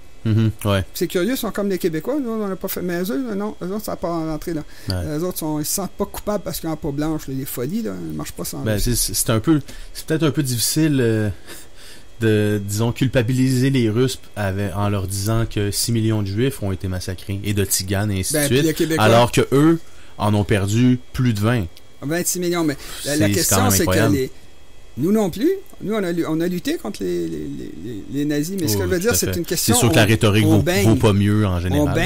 On baigne là-dedans, nous. Fait que ça rentre de partout, puis c'est la culture. Hein. Puis comme on est un petit peuple qui ne contrôle même pas ses médias... Exact. Bon, en tout cas, fait, tout ça pour expliquer que la Russie est une puissance continentale, l'Allemagne était une puissance continentale, ils l'ont battue. Et vous avez la Chine, qui est au fond de l'océan le plus vaste du monde, un océan vide. Exact. Qui est une puissance continentale qui est entourée de gens qui ont peur d'elle parce qu'elle est trop grosse, dont l'Inde. Alors la Chine essaie de sortir. Essaie de sortir par les mers. Puis évidemment, c'est très difficile parce que les Américains, comme c'est une puissance maritime, ils contrôlent tout ce qu'on appelle les points d'étranglement. C'est-à-dire partout les bateaux doivent passer. Exactement. Alors, par exemple, ce sont les alliés des Américains qui sont au canal de Malacca, où passe, je crois que c'est 60% du pétrole importé par la Chine. Alors la Chine, en cas de guerre, pour se protéger, elle a fait une sortie par la Malaisie. Ils sont entendus avec les Malais pour construire, pas la Malaisie, excusez-moi, la Birmanie, pour construire un port directement sur l'océan Indien. D'accord. Pour diversifier leur sortie, parce que les Américains les tiennent par le sensible, comme on dit. Ben, c'est par l'île de Singapour. Oui, c'est plus au nord, mais en tout cas, c'est vrai, c'est Singapour. Singapour, c'est un allié américain. Puis les Américains, quand ils ont construit leur puissance, ils ont pensé à ça. Alors, les Américains, par alliés interposés eux-mêmes, contrôlent Singapour, le détroit de Malacca, ils contrôlent le détroit de Gibraltar, qui est contrôlé par l'armée britannique, ils contrôlent Malte, qui est en tout cas, ils contrôlent tous les points importants. La vallée du Saint-Laurent, grâce à nous. Ils contrôlent... bien sûr, Suez. Là, il y a le général Al-Sisi qui est là, je veux dire, il dira pas non aux Américains, entendons-nous. Il y a bien sûr la Turquie qui fait partie de l'OTAN, qui est le Bosphore, exactement, qui contrôle les Russes, qui ne peuvent pas sortir parce que les Américains contrôlent. En cas de guerre, j'en ai souvent parlé pour le golfe du Saint-Laurent, il y a une loi internationale qui s'appelle le droit de passage innocent. Vous avez le droit de passer dans tous les détroits du monde où il n'y a pas de structure, où il n'y a pas de dépense qui a été faite, c'est juste de la mer. C'est que la terre fait simplement que s'avancer, puis la mer se rétrécit. Je comprends. Alors ça, c'est un droit, il y a eu des guerres pour ça. Vous avez le droit de passer librement, mais c'est un droit de passage innocent. C'est-à-dire que vous n'avez pas le droit de polluer, vous n'avez pas le droit d'attaquer. En cas de guerre, ils ferment. Bon. Alors, le résultat de ça, c'est que les Américains tiennent ces points d'étranglement-là. Québec est un point d'étranglement. Évidemment. C'est nous qui le contrôlons. Là où le fleuve se rétrécit, ça le dit dans ça, le détroit les îles Falkland pour lesquelles ils se sont battus, l'Argentine puis l'Angleterre, c'est pour contrôler le passage de Magellan, le détroit de Magellan. De l'Atlantique au Pacifique. Et ça, Cape Town, c'était l'Afrique du Sud qui était un allié occidental, aujourd'hui encore allié occidental. Le fameux Cap Horn. Cap Horn. En tout cas, fait que les Américains contrôlent tout. Puis la Chine, pour essayer de se libérer de ça, puis ça, c'est pour expliquer aux gens ce qui se passe sur la planète présentement. Exact. Ils sont en train de bâtir un réseau de pipelines sur le sol, qui n'est pas contrôlé par les Américains. Puis c'est une des raisons de la bataille en Syrie, c'est qu'ils voulaient construire un pipeline qui allait du Koweït jusqu'à la Méditerranée, en passant à travers la Syrie. Puis ça, c'est non. Le pétrole, il passe par la mer parce que les Américains le contrôlent. Ah oui, vous parlez, disons, la cause sensible là, qu'on pourrait déterminer de la guerre en Syrie, qui est bien sûr des tracés de pipeline. Donc, il y avait le choix du Qatar, le fameux Qatar qui passerait... bien sûr, le Qatar, il faut le rappeler, prend les mêmes ressources que l'Iran dans la même mer, le Golfe Persique. Donc, ils se partagent la même nappe de pétrole. Au début, le premier projet, c'était le Qatar qui voulait passer par l'Arabie Saoudite, par la Jordanie, par la Syrie, par la Turquie, pour aller vers... Il y avait deux projets là-dessus, là, mais... Il voulait passer par le Liban aussi, il y avait une sortie. Oui, c'est ça. Donc, il y avait certains projets différents, mais dans ce cas-là, c'était grosso modo là, le tracé un peu, disons, profitable à l'Occident général, l'Europe qui se ferait irriguer, et ainsi de suite. Alors que le deuxième projet, qui a été accepté par Bachar al-Assad, c'était de plutôt s'allier avec l'Iran, qui, elle, passerait le tuyau au travers de l'Irak, qui est maintenant en majorité chiite. Qui a toujours été majorité chiite. Et voilà. Oui, maintenant, le gouvernement aussi l'est, grâce aux Américains qui sont partis et qui ont laissé ça comme ça.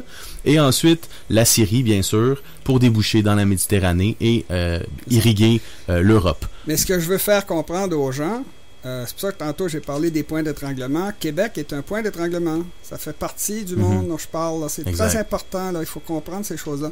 Puis nous, on est très important pour les Américains parce que c'est l'entrée est-ouest. La principale voie d'entrée est-ouest jusqu'au Grand Lac qui donne. Alors, nous menons au cœur du continent. Oui, c'est la porte d'entrée de l'Amérique du Nord. Et comme on n'est pas un peuple anglophone, ben, les Américains doivent y aller avec des pincettes avec nous. Puis c'est pareil partout dans le monde. Alors, il suffit de ne pas agresser les Américains, puis d'être amis avec eux. Puis là, ils ont redonné le canal de Panama que les Américains ont construit à leurs frais. Ils l'ont redonné à Panama, mais à condition qu'il y ait des bases militaires autour du canal pour reprendre le contrôle s'il y a une guerre. Parce qu'il faut qu'ils passent, c'est là que passent les bateaux pour les Américains. Bien sûr. Mais vous savez, hein, dans L'œil de l'aigle, je ne sais pas si vous l'avez lu, c'était de M. Jean-François Lisée, d'ailleurs. Oui, je ne l'ai pas lu. Enfin, si je résume en 10 petites secondes, grosso modo, les États-Unis, ce qui posait la question, est-ce que les Américains accepteraient le fait que le Québec devienne indépendant et ainsi de suite? La réponse à l'anglais, qui est le siège, disons, de l'État américain, la CIA et ainsi de suite, donc une partie de l'État à tout le moins, selon les documents officiels que M. Lisée a pu récupérer, les Américains auraient fait avec. Et auraient négocié avec nous, et ainsi de suite, et ainsi de suite. D'ailleurs, c'est ce que j'avais le goût, je vais le faire la semaine prochaine, expliquer aux gens également le côté militaire de l'affaire. Tout à fait. Les Américains sont tout à fait conscients. Ils n'ont pas de problème au Nord. C'est des amis. Ils en sont très contents. Oui, ils n'ont pas intérêt à se mettre à dos les Canadiens anglais ou les Québécois. Ni l'un ni l'autre. Et surtout pas les Québécois, à cause de la voie maritime, à cause de la baie James, à cause de l'attaque par missile qui passerait par-dessus le territoire québécois. Exactement. À cause du marché. Enfin, c'est pas un marché, mais c'est un bon marché pour eux. Il y a plusieurs intérêts américains au Québec qui sont vitaux et au moins aussi importants que le Canada anglais. Le Canada anglais a juste le pétrole, puis les autres matières premières. Enfin, il y a des choses. La voie pour l'Alaska qui passe à travers le Canada. Il y a des choses importantes, mais la voie maritime, c'est très important pour eux. Puis ça va le rester parce que c'était là il y a 10 millions, la vallée du Saint-Laurent, c'était là il y a... La géographie ne devrait pas changer dans les prochains 100 ans, donc le problème devrait être entier. Mais ça, on en reparlera une autre fois parce que puis il y a également tout le problème de ce que générerait un refus. Oui. Parce que là, en tout cas, j'en reparlerai une autre fois, là, parce qu'il y a toutes sortes de problèmes de cellules terroristes à Montréal. Ils ont besoin de nous pour se défendre, les Américains. Oui. Même si on est 8 millions. Ça n'a rien à voir. Un seul terroriste peut tuer 20 millions d'Américains, là, c'est dangereux. Alors, ils ont besoin de notre aide pour faire ce qu'on appelle la défense continentale. Oui, bon, en tout cas, tout ça pour vous expliquer ce qui se passe présentement sur la planète, c'est une lutte pour les pipelines. La Chine et la Russie essaient de fonctionner par pipeline pour envoyer aller chercher du pétrole dans le cas puis d'autres matières premières pour la Chine. Ils ont fait des voies ferrées, tout ça. Et pour la Russie, aller vendre son pétrole par pipeline hors du contrôle des Américains. Ouais. Alors, c'est ça que les Américains faisaient à l'époque où il y avait absolument besoin du pétrole. Maintenant, ils ont du pétrole aux États-Unis. Alors, c'est moins important ce qui se passe au Moyen-Orient. C'est important. Le gaz de schiste, le pétrole de schiste. Le gaz de schiste, ils ont leur propre réserve. Ouais. C'est devenu, je crois, c'était il y a quelques mois le premier exportateur mondial. Je ne sais pas si c'est resté. Les Américains, juste à cause du pétrole de schiste. Alors, excusez-moi, premier producteur mondial, pas exportateur, ce que je dis là. Je comprends. Parce qu'ils consomment beaucoup, les Américains. Ils consomment beaucoup plus que ce qu'ils produisent. C'est sûr. Mais le résultat, c'est que les Américains, s'ils sont intervenus aussi pesamment au Moyen-Orient, à l'époque, c'était des cheiks à cheval, là, c'est comment ça s'appelle, Roosevelt qui y a été pour parler à Saoud, là, celui qui a lancé l'Arabie Saoudite. Ah, c'est parce que le pétrole était très important. Et présentement, ça l'est moins. Les énergies renouvelables se développent. Les Américains restent au Moyen-Orient, mais là, ça va se faire par proxy, comme ils disent en anglais, c'est-à-dire par personne interposée. Oui. Et c'est ça qu'ils font. Alors maintenant, ça, c'est ce que je voulais dire pour expliquer aux gens la géopolitique mondiale. C'est une puissance maritime qui essaie de se regrouper contre la Chine en mettant tous ses adversaires ensemble, puis tout le monde a peur de la Chine. Bon, alors maintenant, j'aimerais qu'on parle un peu plus des États-Unis maintenant, parce que c'est le même sujet, mais là, c'est notre continent. Bien sûr. Il s'est passé quelque chose qui est tout à fait préoccupant. Trump, qui a court-circuité, comme j'ai dit tantôt, le Deep State, là, qui contrôle l'État américain, qui font semblant de faire des élections. Il nommait Bush puis Clinton. C'est tous des gars qui viennent des mêmes universités. Ils sont tous dans la gang. Et s'ils veulent devenir président, il faut qu'ils plient. Exact. Il faut rappeler, deux Clinton, disons, deux Bush, on s'enlignait sur deux Clinton. Ça commence à ressembler à des dynasties. Nous, on a deux Trudeau. Deux Trudeau.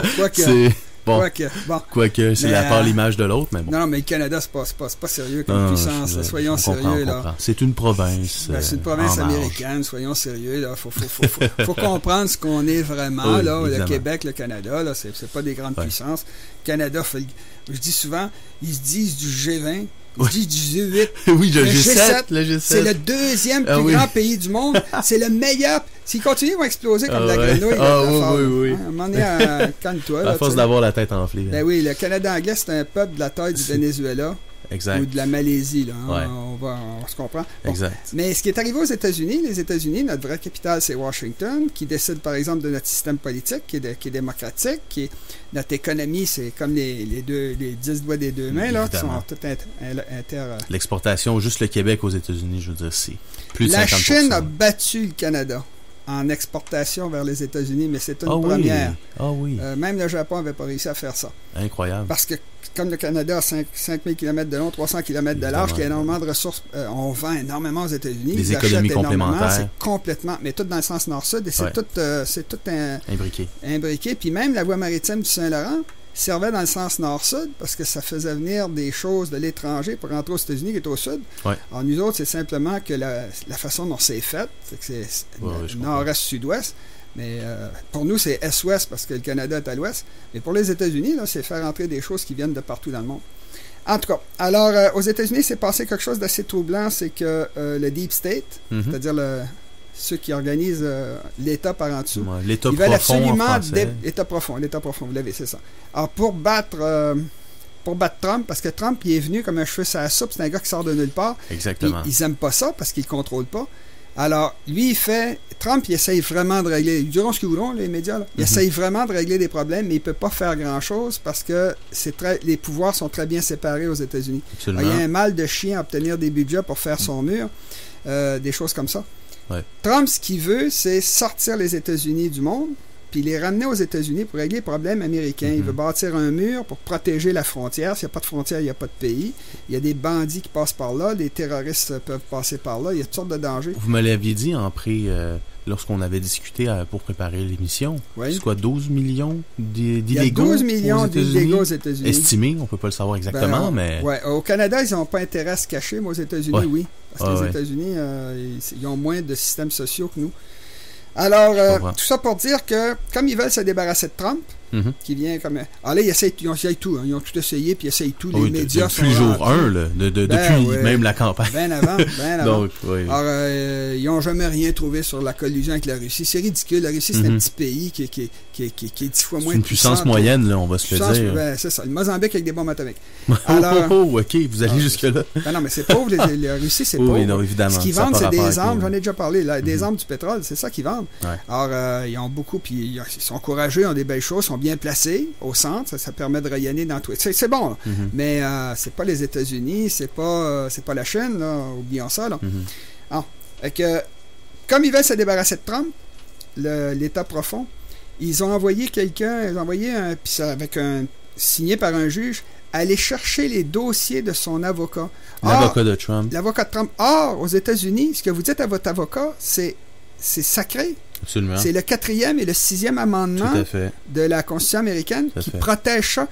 Nulle démocratie, nul État de droit ne peut non, il ne peut pas faire ça parce que le gars ne dirait jamais tout ce qu'il veut à son avocat pour avoir une bonne défense. C'est pour ça qu'ils ont mis ces amendements-là.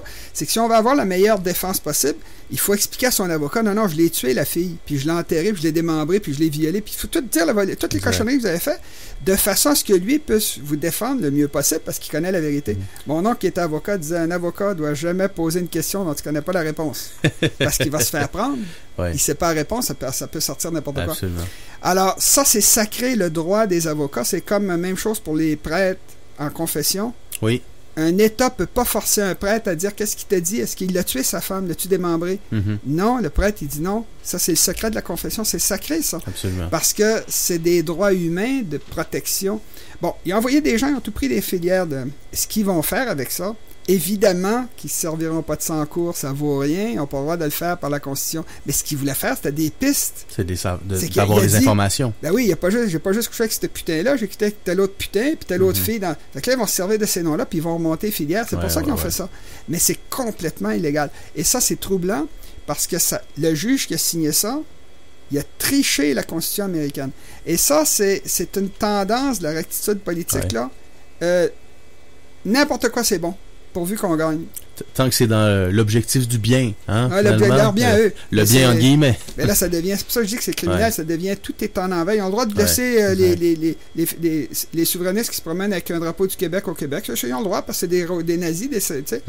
Et aux États-Unis, ils veulent que les sujets extrémistes soient exclus de l'Internet. C'est quoi, c'est extrémiste? Qui détermine ce que c'est extrémiste? Voilà, fait que là, à un moment donné, ça devient des luttes d'opinion, ce qu'on doit dire. Ça devient, grosso modo, moi j'ai l'impression de revivre une nouvelle forme de bouc émissaire, finalement. Oui, bien sûr. Hein? Ce n'est plus tant la race qu'on attaque, ce n'est plus tant... Entendons-nous de façon formelle, disons. Ce n'est plus une race, une ethnie qu'on attaque de façon frontale, c'est maintenant l'idée ou l'idéologie ou tous ceux qui, disons, ceux qu'on n'aime pas, sont les intolérants, les racistes, les nazis. C'est quoi un nazi? Et ainsi, c'est ça. Ce que je disais tantôt, c'est l'extrême droite. Nous, on est de l'extrême droite identitaire. Voilà. Fait que Nelson Mandela, Toussaint Louverture qui a fait l'indépendance d'Haïti, Houphouët Boigny qui a fait ça en Côte d'Ivoire, je crois. Mais vous comprendrez qu'on ne discute pas en démocratie avec un nazi. Hein, donc, c'est ça. Mais il de suffit facto, de déterminer c'est quoi un nazi. Fait que vous étendez la définition pour englober. On essaie de mettre hors jeu l'adversaire. Mais ça, puis là, vous mettez à tricher. Ouais. Vous allez chercher les lettres chez l'avocat de Trump. Vous tuez des gens. Vous faites la loi sur les mesures de guerre. Exactement, même chose. Puis ça, c'est une dégénérescence qui a eu lieu, puis là, elle est devenue très creuse. Ils font des délits d'opinion. Enfin, c'est de l'inquisition. L'Angleterre est très forte là-dessus. Il y a eu quelques cas, je ne sais pas si vous les avez vus passer, je ne veux pas m'éterniser là-dessus. Les trucs avec les musulmans, là, avec les islamistes, pas les musulmans, les islamistes. Entre autres. Ça va très très loin là, en Europe. Les gangs de Pakistanais qui faisaient de la traite de blanches. Et aussi beaucoup de gens qui ont pas pu, dans le fond, qui ont été emprisonnés avant même d'arriver sur le territoire britannique. des Européens, hein? On s'entend, la zone Schengen, ainsi de suite, hein? Tout le monde est censé pouvoir... Non, mais ces gens-là voulaient aller parler. Je sais pas si vous connaissez le petit square à Londres qui est très populaire pour aller faire des discours. Non. C'est un petit square Hyde Park? Oui, c'est ça. Il semblerait Lénine avait déjà fait un discours. Il y avait des gens comme ça. J'ai fait semblant de donner un discours. Ah oui? Ah bon, et voilà. Mais c'est vraiment pittoresque, en tout cas. Mais ces gens-là ont pas pu y aller.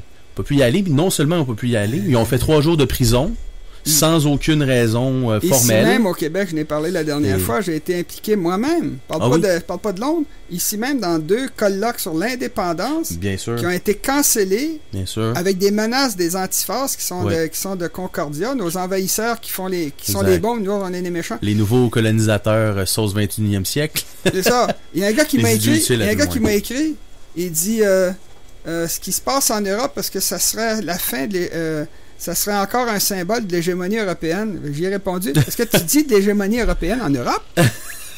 Est-ce que tu es en train de... Un musulman. J'ai dit, est-ce que tu es en train de me dire que les Européens font de l'hégémonie en Europe?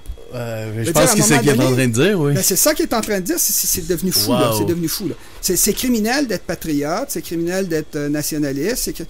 C'est ce que je dis, c'est devenu fou. Puis ça... L'angoisse qui bout au Québec, là, elle bout aux États-Unis, Trump, elle bout en France, elle bout en Europe, là, les pays de l'occidentaux, disons, Allemagne, France, Royaume-Uni, Espagne dans une moindre mesure, mais l'Italie, Suède, absolument. Mais ça, c'est parce qu'ils sont paralysés. Il n'y a pas beaucoup de... Il y a des migrants qui rentrent en Russie, mais c'est pas très intéressant, c'est pauvre. Puis de plus, quand ils font pas l'affaire, ils envoient en Sibérie, ça enlève le goût. J'avais vu passer, c'était Sputnik ou RT, je ne sais pas, à tout le moins. Il y avait eu un incident de mémoire, là, Saint-Pétersbourg, dans une boîte de nuit. Des migrants musulmans, les illégaux musulmans, parce qu'on va faire la part des choses, il y a quand même une population qui est là depuis 800 ans, 20 millions. de musulmans, mais des musulmans étrangers, illégaux, qui se sont rassemblés quelques dizaines pour aller plotter des femmes dans une boîte de nuit. La gueule, hein, tous les hommes, tous les Russes, fiers bien sûr, se sont mis ensemble et ont commencé la bastonnade. Et ensuite, la police arrive. Et lorsqu'on leur explique la situation, eh bien, qu'est-ce qui se passe? Eh bien, la police embarque dans la fameuse bastonnade et finalement, tout ça se finit au poste de police pour finalement peut-être faire quelques coups de bottin téléphoniques, au sens propre, bien sûr. Et ainsi de suite. Les Russes n'hésitent pas, parce que les Russes, c'est une puissance continentale, encore une fois, puis ils ont tellement de voisins que s'ils laissent tout le monde rentrer chez eux pour venir se servir dans le pétrole, ben là, ça marche plus. Alors là, nous, en passant, c'est quelque chose d'intéressant. C'est les pays les mieux protégés qui prennent le plus de risques de ce côté-là. C'est complètement fou. La Suède, ben non, c'est parce que les gens deviennent mous. La Suède est protégée parce qu'elle est au bout du monde, puis il y a la mer Baltique. C'est très difficile de se rendre en Suède, il faut passer par le Danemark. Il faut dire que le peuple russe, à force d'avoir vécu des drames, à force d'avoir vécu la dureté de la vie, la vraie, ils sont pas naïfs. C'est un peu plus dur. Ils sont pas naïfs. Ils sont pas naïfs, mais les Suédois, comme ils sont protégés, ben, sont devenus gentils pour tout le monde. Là. Les pauvres réfugiés, il y en avait 7-8 000 dans le pays, ils font pitié, on va les aider. Puis là, ben, ils ont ouvert les portes. Le premier ministre de Suède, en 2015, il a dit, il n'y a pas de limite. Ben, il n'y a pas eu de limite, puis là, ils sont poignés avec... il y en a 110 000 qui sont rentrés en Suède. Et le même premier ministre le bordel. A envoyé des avertissements au peuple suédois de faire des provisions et de faire attention à certaines situations d'urgence, etc. C'était la première fois depuis la guerre froide qu'il y avait des directives comme ça.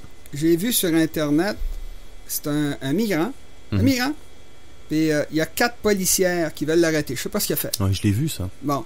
Puis là, les policières, évidemment, ils disent au gars, embarque dans la voiture, il ne peut pas embarquer. Ben, tu vas embarquer, puis là, c'est un problème de police. Fait il y a une policière qui saute dessus le gars, 2 policières qui sautent dessus le gars, puis qui essayent de le prendre. Mais eux autres, ils n'ont pas été élevés dans le respect de la femme, comme nous. Alors, le gars, il commence à donner des coups de coude, puis des coups de genoux, puis des coups de poing. Des grands coups de poing sur la gueule. Fait que là, les femmes, c'est 4 femmes, police. Puis les grosses femmes, là, des Suédoises du gros monde, ils se sont éloignés. Là, les gars, il a commencé à leur lancer des pierres. Fait qu'ils se sont mis à 50 mètres de lui. Là, il a pris des pierres, puis il a commencé à casser la voiture, casser les miroirs, casser les... Puis après, lui est parti en marchant.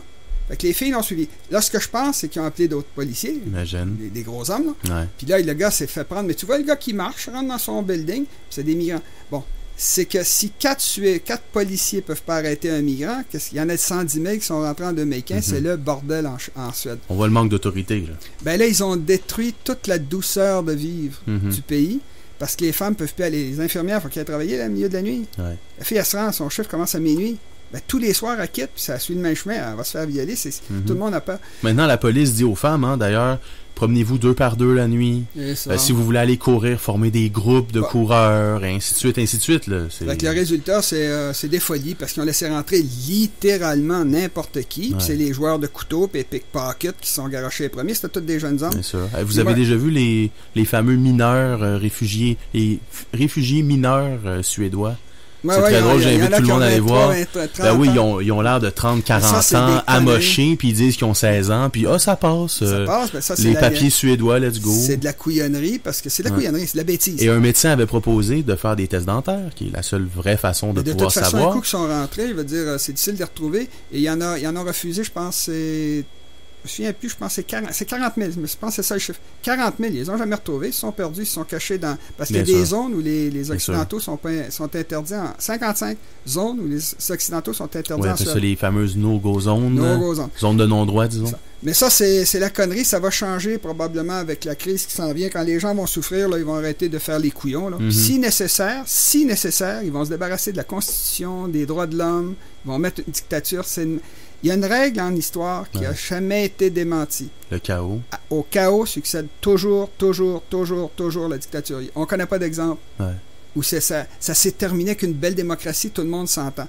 Il y a un dictateur, c'est le problème, c'est que vous nommez le dictateur pour régler le problème. Il règle le problème, vous voulez qu'il règle, puis après, il règle les problèmes que lui veut régler. Voilà. Fait que s'il n'aime pas les Juifs, il les tue. S'il n'aime pas les Noirs, il les tue. s'il n'aime pas les intellectuels comme moi, il me tue. Un gars comme moi, ça va pas loin dans ces affaires-là.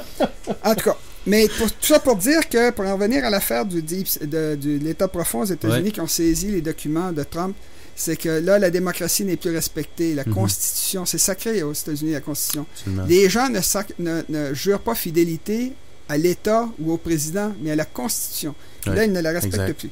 Maintenant, j'aimerais parler de... On va revenir au niveau du Canada. Tout à fait. Hein. Ça ne devrait pas être trop long, mais c'est quand même 2 faits intéressants. Oh que oui. Justin Trudeau a été en France. Il a été donné une conférence à l'Assemblée nationale.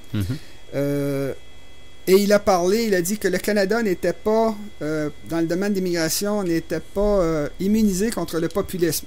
Ça, c'est le Québec. Exact. Parce qu'il sait très bien qu'ils sont en train de faire un ethnocide, puis qu'à un moment donné, quelqu'un va se réveiller au Québec et va dire hey, il faut arrêter ça. Ils savent qu'il y aura une réaction. Ça va faire une réaction. Fait qu'il a déjà préparé. Ce qui est intéressant, c'est dommage pour nous, c'est que la France, qui croit elle aussi, parce que le Parti québécois envoie ce message-là, tout le monde, il croit que c'est fini le Québec, qu'on va être complètement... C'est fini l'indépendance. Fait que là, la France s'est réalignée sur le Canada. Alors, moi, je dis au prochain référendum, la France sera peut-être pas. Je m'attends à ce qu'elle soit pas de notre côté. Je m'attends qu'il joue au couillon. Nous, on attend régler ça avec le Canada. Nous, on va vous reconnaître dès le Canada va vous... Autrement dit, on va être le Canada pour que le Canada nous en enlève le plus possible. Alors qu'avant, depuis De Gaulle, c'était on va toujours se tenir à vos côtés. C'est-à-dire, dès que vous votez oui, on vous appuie à fond de train. Parce que la France, c'est important en Europe, c'est important au Moyen-Orient, c'est important en Afrique. Et c'est important dans l'OTAN. Il y aurait eu une énorme force pour nous aider. Mais ça, c'est pas de la faute de la France. C'est de la faute de nos chefs, notamment le PQ, qui a laissé tomber l'indépendance. Puis le message qui est envoyé partout, c'est qu'il rentre 50 000 immigrants. En fait, c'est 75 000 l'an passé. 50 000 immigrants plus 25 000 migrants. 75 000, là, on est le peuple qui est le plus visé sur la planète pour la destruction rapide. On parle d'une question de... Si l'an prochain, il rentre 100 ou 200 000 immigrants au Québec, des réfugiés, parce que là, le mot se passe, ces couillons-là, ils payent notre installation puis ils nous donnent de l'argent pour vivre. Ben là, il y a 12 millions d'illégaux aux États-Unis. Amenez les 12... Ils ne viendront pas 12 millions. Ils pourront rentrer 100 000, 200 000. Mais là, c'est comme l'Europe. Mais au Québec, et les Européens se sont divisés 1,5 million de migrants pour 700 millions d'habitants. Nous, on est 8 millions. Fait que là, on est en danger. Puis le PQ s'amuse à dire on ne parlera pas d'indépendance, on ne parlera pas d'identité pendant 2 mandats. Exact. Puis on verra au bout du premier mandat. Puis À un moment donné, c'est de la faute de nos leaders si la France nous laisse tomber, puis ce sont les intérêts de la France. La France a perdu de l'argent, a eu des problèmes avec le Canada, parce qu'elle appuyait le Québec, puis nous, on laisse tomber. Ben là, ils nous laissent tomber à leur tour. Fait que ce qu'a pu dire Trudeau, pour Trudeau, ce qui était intéressant, c'est que Trudeau, Talleyrand, le ministre des Affaires étrangères de Napoléon, a dit un jour, la beauté, c'est chez un homme, ça fait juste gagner 2 semaines, 15 jours. Ben, Trudeau, ça fait 15 mois. Il se promenait avec ses bébés, avec sa femme, une belle famille, il embrasse des bébés, c'était drôle. Puis là, ben, les gens commençaient à réaliser, en écoutant ce qu'il dit, notamment ce qu'il se dit à l'étranger, que c'est vraiment pas un homme d'État, là, c'est n'importe quoi, là. Il dit toutes sortes de sottises.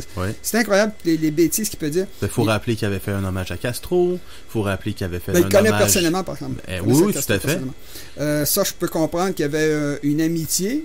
Puis, moi, oui, j'ai déjà dit, je veux dire... je sortais avec une Cubaine à Toronto, puis j'ai dit, mais t'admets quand même, parce qu'elle était anti-castriste, j'ai dit, t'admets quand même que Castro, il est sincère. Ouais. Sincère. Il croit vraiment qu'il fait le bien, puis dans un sens, il l'a fait, parce qu'il a vraiment fait un bon système d'éducation, un bon système de santé. Moi, je suis contre le communisme, puis je suis contre Castro, mais j'admets qu'il est sincère. Lénine aussi. Staline n'était pas sincère, mais Lénine était sincère, il a tué un paquet de monde. En tout cas, mais tout ça pour dire que ah oui, c'est ça, c'est Justin Trudeau. Il a dit toutes sortes de sottises. Il y a des affaires qu'il ne sait pas. Il dit on attend au Canada d'avoir une première femme premier ministre. Ben non, c'était Kim Campbell. Elle a été élue. Elle n'a pas été élue. Elle a remplacé Mulroney, je pense. En tout cas, elle a remplacé un chef. Elle est déjà arrivée. Ouais, c'est déjà arrivé. C'est déjà arrivé, il ne savait pas. Les premiers ministres du Canada. Il y en a eu 19 ou 20 des premiers ministres. Même c'est pas trop difficile à raconter. C'est pas trop fort pour un premier ministre de ne pas savoir ça. Absolument. Mais les sottises qu'il a fait partout à l'étranger. Puis là, il est en Europe. Puis là, c'est ça qu'il a été en France. Maintenant, il y a une autre affaire. Je veux juste dire avant, rappeler aux auditeurs que la première cassure, disons, dans la posture traditionnelle de la France envers le Québec, c'était Sarkozy lors de sa visite au Québec. Il avait dit très clairement, net, frais de sec, qu'il n'aimait pas l'enfermement sur soi, le repli, blablabla. Et il avait vraiment tout mitraillé le truc. Et j'aimerais quand même rappeler, Landry, à tout le monde en parle, je me souviens plus l'année, mais il avait dit que lorsque Desmarais, lorsque Paul Desmarais lorsque Paul Desmarais a reçu la Légion d'honneur Grand Croix, la plus haute distinction de l'État français, M. Sarkozy lui a remis et lui aurait dit, selon M. Landry, Paul, sans toi, je n'aurais jamais été président. Ça, c'est des lichages, mais évidemment, Sarkozy s'est fait élire avec l'argent de Desmarais, avec l'argent d'Omar Bongo du Gabon, avec l'argent de Kadhafi de Libye. Exact. C'est en train de ressortir. C'est en train de... Mais ça, là, Sarkozy, il est dans le trouble. Mais Sarkozy était quelqu'un de croche, mais c'était... Moi, je le dis aux Français, de toute façon, les Français le savent, mais on a été 2 fois, volontairement, pour libérer la France, pour lui redonner sa liberté à la Deuxième Guerre mondiale. Tout à fait. La France devrait au moins, c'est tellement évident, devrait au moins nous aider à atteindre notre liberté. Nos hommes sont enterrés comme des épis de maïs tout le long de la côte européenne. C'était pour libérer la France, que mon oncle y était, que mon père a signé, que ses amis sont venus dans des paniers, puis de bras, là, puis de jambes. Bon, c'est incroyable de dire ça. Mais c'est toute la mentalité de la rectitude politique qui a tellement dégénéré. C'est tellement décadent, l'Occident, de nos jours, que tout est à l'envers. Puis le Québec, c'est nous qui essaient de détruire. C'est nous, les victimes, qui avons été envahis avec les Autochtones. Puis c'est nous qui ont tout reviré en envers. Puis nos chefs font rien, ils essaient de se faire aider. Ça m'enfurie. En tout cas, une autre affaire qui s'est produite pour le Canada, c'est le fameux pipeline Trans-Montagne. Oh, Trans Mountain. Et voilà. Bon, Trudeau, pour faire l'homme d'État, parce que depuis son voyage aux Indes, là, sa popularité a baissé, parce que ça marche plus d'embrasser des bébés. Là. Sauf au Québec, là, il est perdant partout, presque. Oui. Au Québec, c'est quasiment par défaut. Oui, exact. Les conservateurs, ça lève pas au Québec, en général. Ça lève pas. Le NPD, c'est un gars qui a un turban. Les gens comprennent même pas de quoi il est question. Oui. Le Bloc québécois, le PQ a laissé tomber l'indépendance. Ils ont décidé de s'aborder plus ou moins, j'ai l'impression, en tout cas. Non, mais ils ont essayé la même tactique traditionnelle. C'est que là, on n'en veut plus de ça, nous autres. Ouais. Ça fait 23 ans qu'on attend, depuis l'autre référendum, qu'on trépigne sur la ligne de départ. Puis c'est toujours des excuses. Puis là, Jean-François Lisée, il va carrer. Ah non, on n'en parlera pas, on va essayer de se faire élire. Ben, va donc, diable. Moi, c'est zéro. Ils n'auront jamais mon vote. Ils me téléphonent. Je vous ai dit, ils me téléphonent pour avoir de l'argent, tout ça. Ah ouais. J'étais encore membre pour... Évidemment. Hein. Moi, je le dis souvent, si seulement le Parti québécois était minimalement un parti de politiciens véreux qui ne pensaient qu'à se faire élire et, pour ce faire, courtiserait leur électorat naturel, ils gagneraient. Bien évidemment, il y a 35% d'indépendantistes. C'est ce que je trouve totalement déplorable, c'est que non seulement ce sont des incapables, mais en plus, ce sont des incapables sur le plan, disons, de l'indépendance, la souveraineté, devenir un chef d'État, un vrai, évidemment, mais en plus, ce sont des politiciens incapables. Remarquez, par exemple, qu'ils ont vidé systématiquement le PQ de ces indépendantistes. Avec, oui, bien sûr. Avec moi, avec Option Nationale. Ouais. Les gens sont partis les uns après les autres, puis ils étaient contents. Fait que là, ils se retrouvent juste des électoralistes, mais l'idée, c'est on va les tromper. C'est pire que... Pour moi, là, c'est pire que... Comment ça s'appelle? Legault. Legault, c'est un souverainiste. C'est un souverainiste, Legault. Il est vraiment souverainiste. Mais il a dit, non, je suis fédéraliste, c'est fini, je ne veux plus l'entendre parler. Ouais. Lui, il ment pas. Le PQ ment. Fait que le PQ, c'est pire que la CAQ, qui est au moins franche. Le PQ a laissé tomber l'indépendance, mais il cache, il nous exploite. Ah ouais. Puis là, c'est devenu tellement... Le roi est nu, tout le monde le voit. Là, c'est choquant. Tout le monde fait de l'angoisse. Ils sont en train de nous envahir, ils sont en train de nous détruire. Puis ils laissent faire, puis on ne parlera pas d'identité. Puis bon, OK, ça va faire. Allez-vous-en, disparaissez. On n'a plus besoin d'eux autres. En tout cas, pour revenir au pipeline Trans Mountain, Trudeau, pour faire l'homme d'État, il a dit non, le pipeline va passer, il passera pas des Autochtones. Les Autochtones, ils vont lancer une crise d'Oka. Là, ça va être vraiment intéressant de voir ce qui va arriver. Ben oui, bien sûr. Ouais. Puis il y a même un ancien ministre de l'Alberta qui a dit le pipeline ne passera pas si l'armée n'est pas là. Ouh, c'est évident. Les Autochtones, c'est des victimes. Eux, c'est des victimes. Nous, on est des coupables, mais eux, c'est des victimes. Et de toute façon, parlons-en du côté des dirigeants de la Colombie-Britannique. Ils ont tout intérêt, électoralement parlant, à garder une posture ferme et si vraiment Trudeau veut y aller, voilà, qu'il joue le tout pour le tout et on voit où la politique en termes de rapport de force peut mener. Le problème, c'est que le pétrole il est en Alberta, qui est un pays enclavé. La Colombie-Britannique n'est pas enclavée. Ils vont faire venir leur pétrole du Pérou. Oui, justement, l'Alberta avait menacé d'embargo, de couper le pétrole. Le pétrole, il y a moins de pétrole va passer à travers les montagnes. C'est à peu près impossible de faire un embargo sur un pays côtier. Côtier, c'est ça. On va faire venir du Pérou, on va faire venir de n'importe où ailleurs. Exact. Ça va passer par le canal de Panama, c'est tout. Mais ce que je veux dire, c'est que c'est un problème la Colombie-Britannique est un pays maritime. L'Alberta est un pays enclavé. Puis il faut qu'il sorte à travers les montagnes rocheuses qui coûtent très cher, à travers le Québec où c'est gratuit, ils passent en train, puis à travers les États-Unis où les Américains obtiennent jusqu'à 30 ou 40% de réduction sur le prix du pétrole mondial. Wow. Parce que ils sont captifs. Ouais. Fait que les Albertains, il faut absolument qu'ils sortent. Fait que là, eux autres, ils ont dit à Trudeau, on t'envoie assez d'argent, là, aide-nous, mais là, il y a un problème qui va ressembler à Oka. Là, ça sera pas beau. En tout cas, maintenant, on passe à la question du Québec. On ne s'est pas gardé beaucoup de temps, mais ça va aller. Je voulais surtout parler du problème des migrants. Oui. Le Québec, je l'ai souvent dit, on n'a jamais contrôlé notre territoire, notre immigration et nos frontières. Et bien là, pour la première fois, le courant s'est inversé aux frontières du Québec. C'est que les Américains ont 12 millions de migrants, 12 millions de sans-papiers, puis Trump veut en mettre dehors beaucoup. Alors, ce qui se passe, c'est qu'ils rentrent au Québec puis ils s'installent aux frais de la princesse. Ça coûte extrêmement cher. C'est un autre peuple qui contrôle nos frontières. C'est un autre peuple qui a intérêt à foutre des problèmes dans notre pays pour nous empêcher de faire l'indépendance, évidemment, puis pour nous minoriser dans notre propre pays. Et ça fait l'affaire de tout le monde. Ça fait l'affaire des Américains qui se débarrassent de gens pour lesquels ils ne veulent pas payer. Ça fait l'affaire des fédéralistes qui diminuent la puissance des indépendantistes au Québec. Ça fait l'affaire du Canada anglais. Ça fait l'affaire des migrants eux-mêmes. Ça fait l'affaire de tout le monde, sauf nous. C'est nous qui payons. Et d'ailleurs, nous sommes l'endroit qui en reçoit, je crois, c'est quoi, 80%, une figure comme ça. Oui, c'est qu'ils passent, essentiellement, c'est des gens qui viennent des grandes villes. On est la plus proche, la province la plus proche. De New York, disons. Puis c'est la vallée, j'en ai parlé, c'est la fameuse vallée du Richelieu. Alors, ils passent par là, puis ils vont cogner à la porte, puis ils ouvrent la porte, puis rentrer. Puis c'est des gens... Le ministre de l'Immigration du Canada, qui est un musulman, qui s'appelle Ahmed Hussein. C'est Ahmed Hussein? D'accord. Il est là quelque part, là. C'est ça. Ahmed Hussein. Ouais. Fait que lui, il est du côté, évidemment, des étrangers contre les Canadiens, qui sont des salauds, des écœurants, parce qu'ils défendent leur patrie. Évidemment, on peut se poser la question. Ben, non, c'est carrément sûr. ça. Ben, puis il a même dit... On connaît le gouvernement Trudeau. Il dit ça va créer... S'il y a un problème aux frontières, ça va créer un problème humanitaire. Il n'y a pas de problème humanitaire. Les États-Unis, c'est un pays démocratique.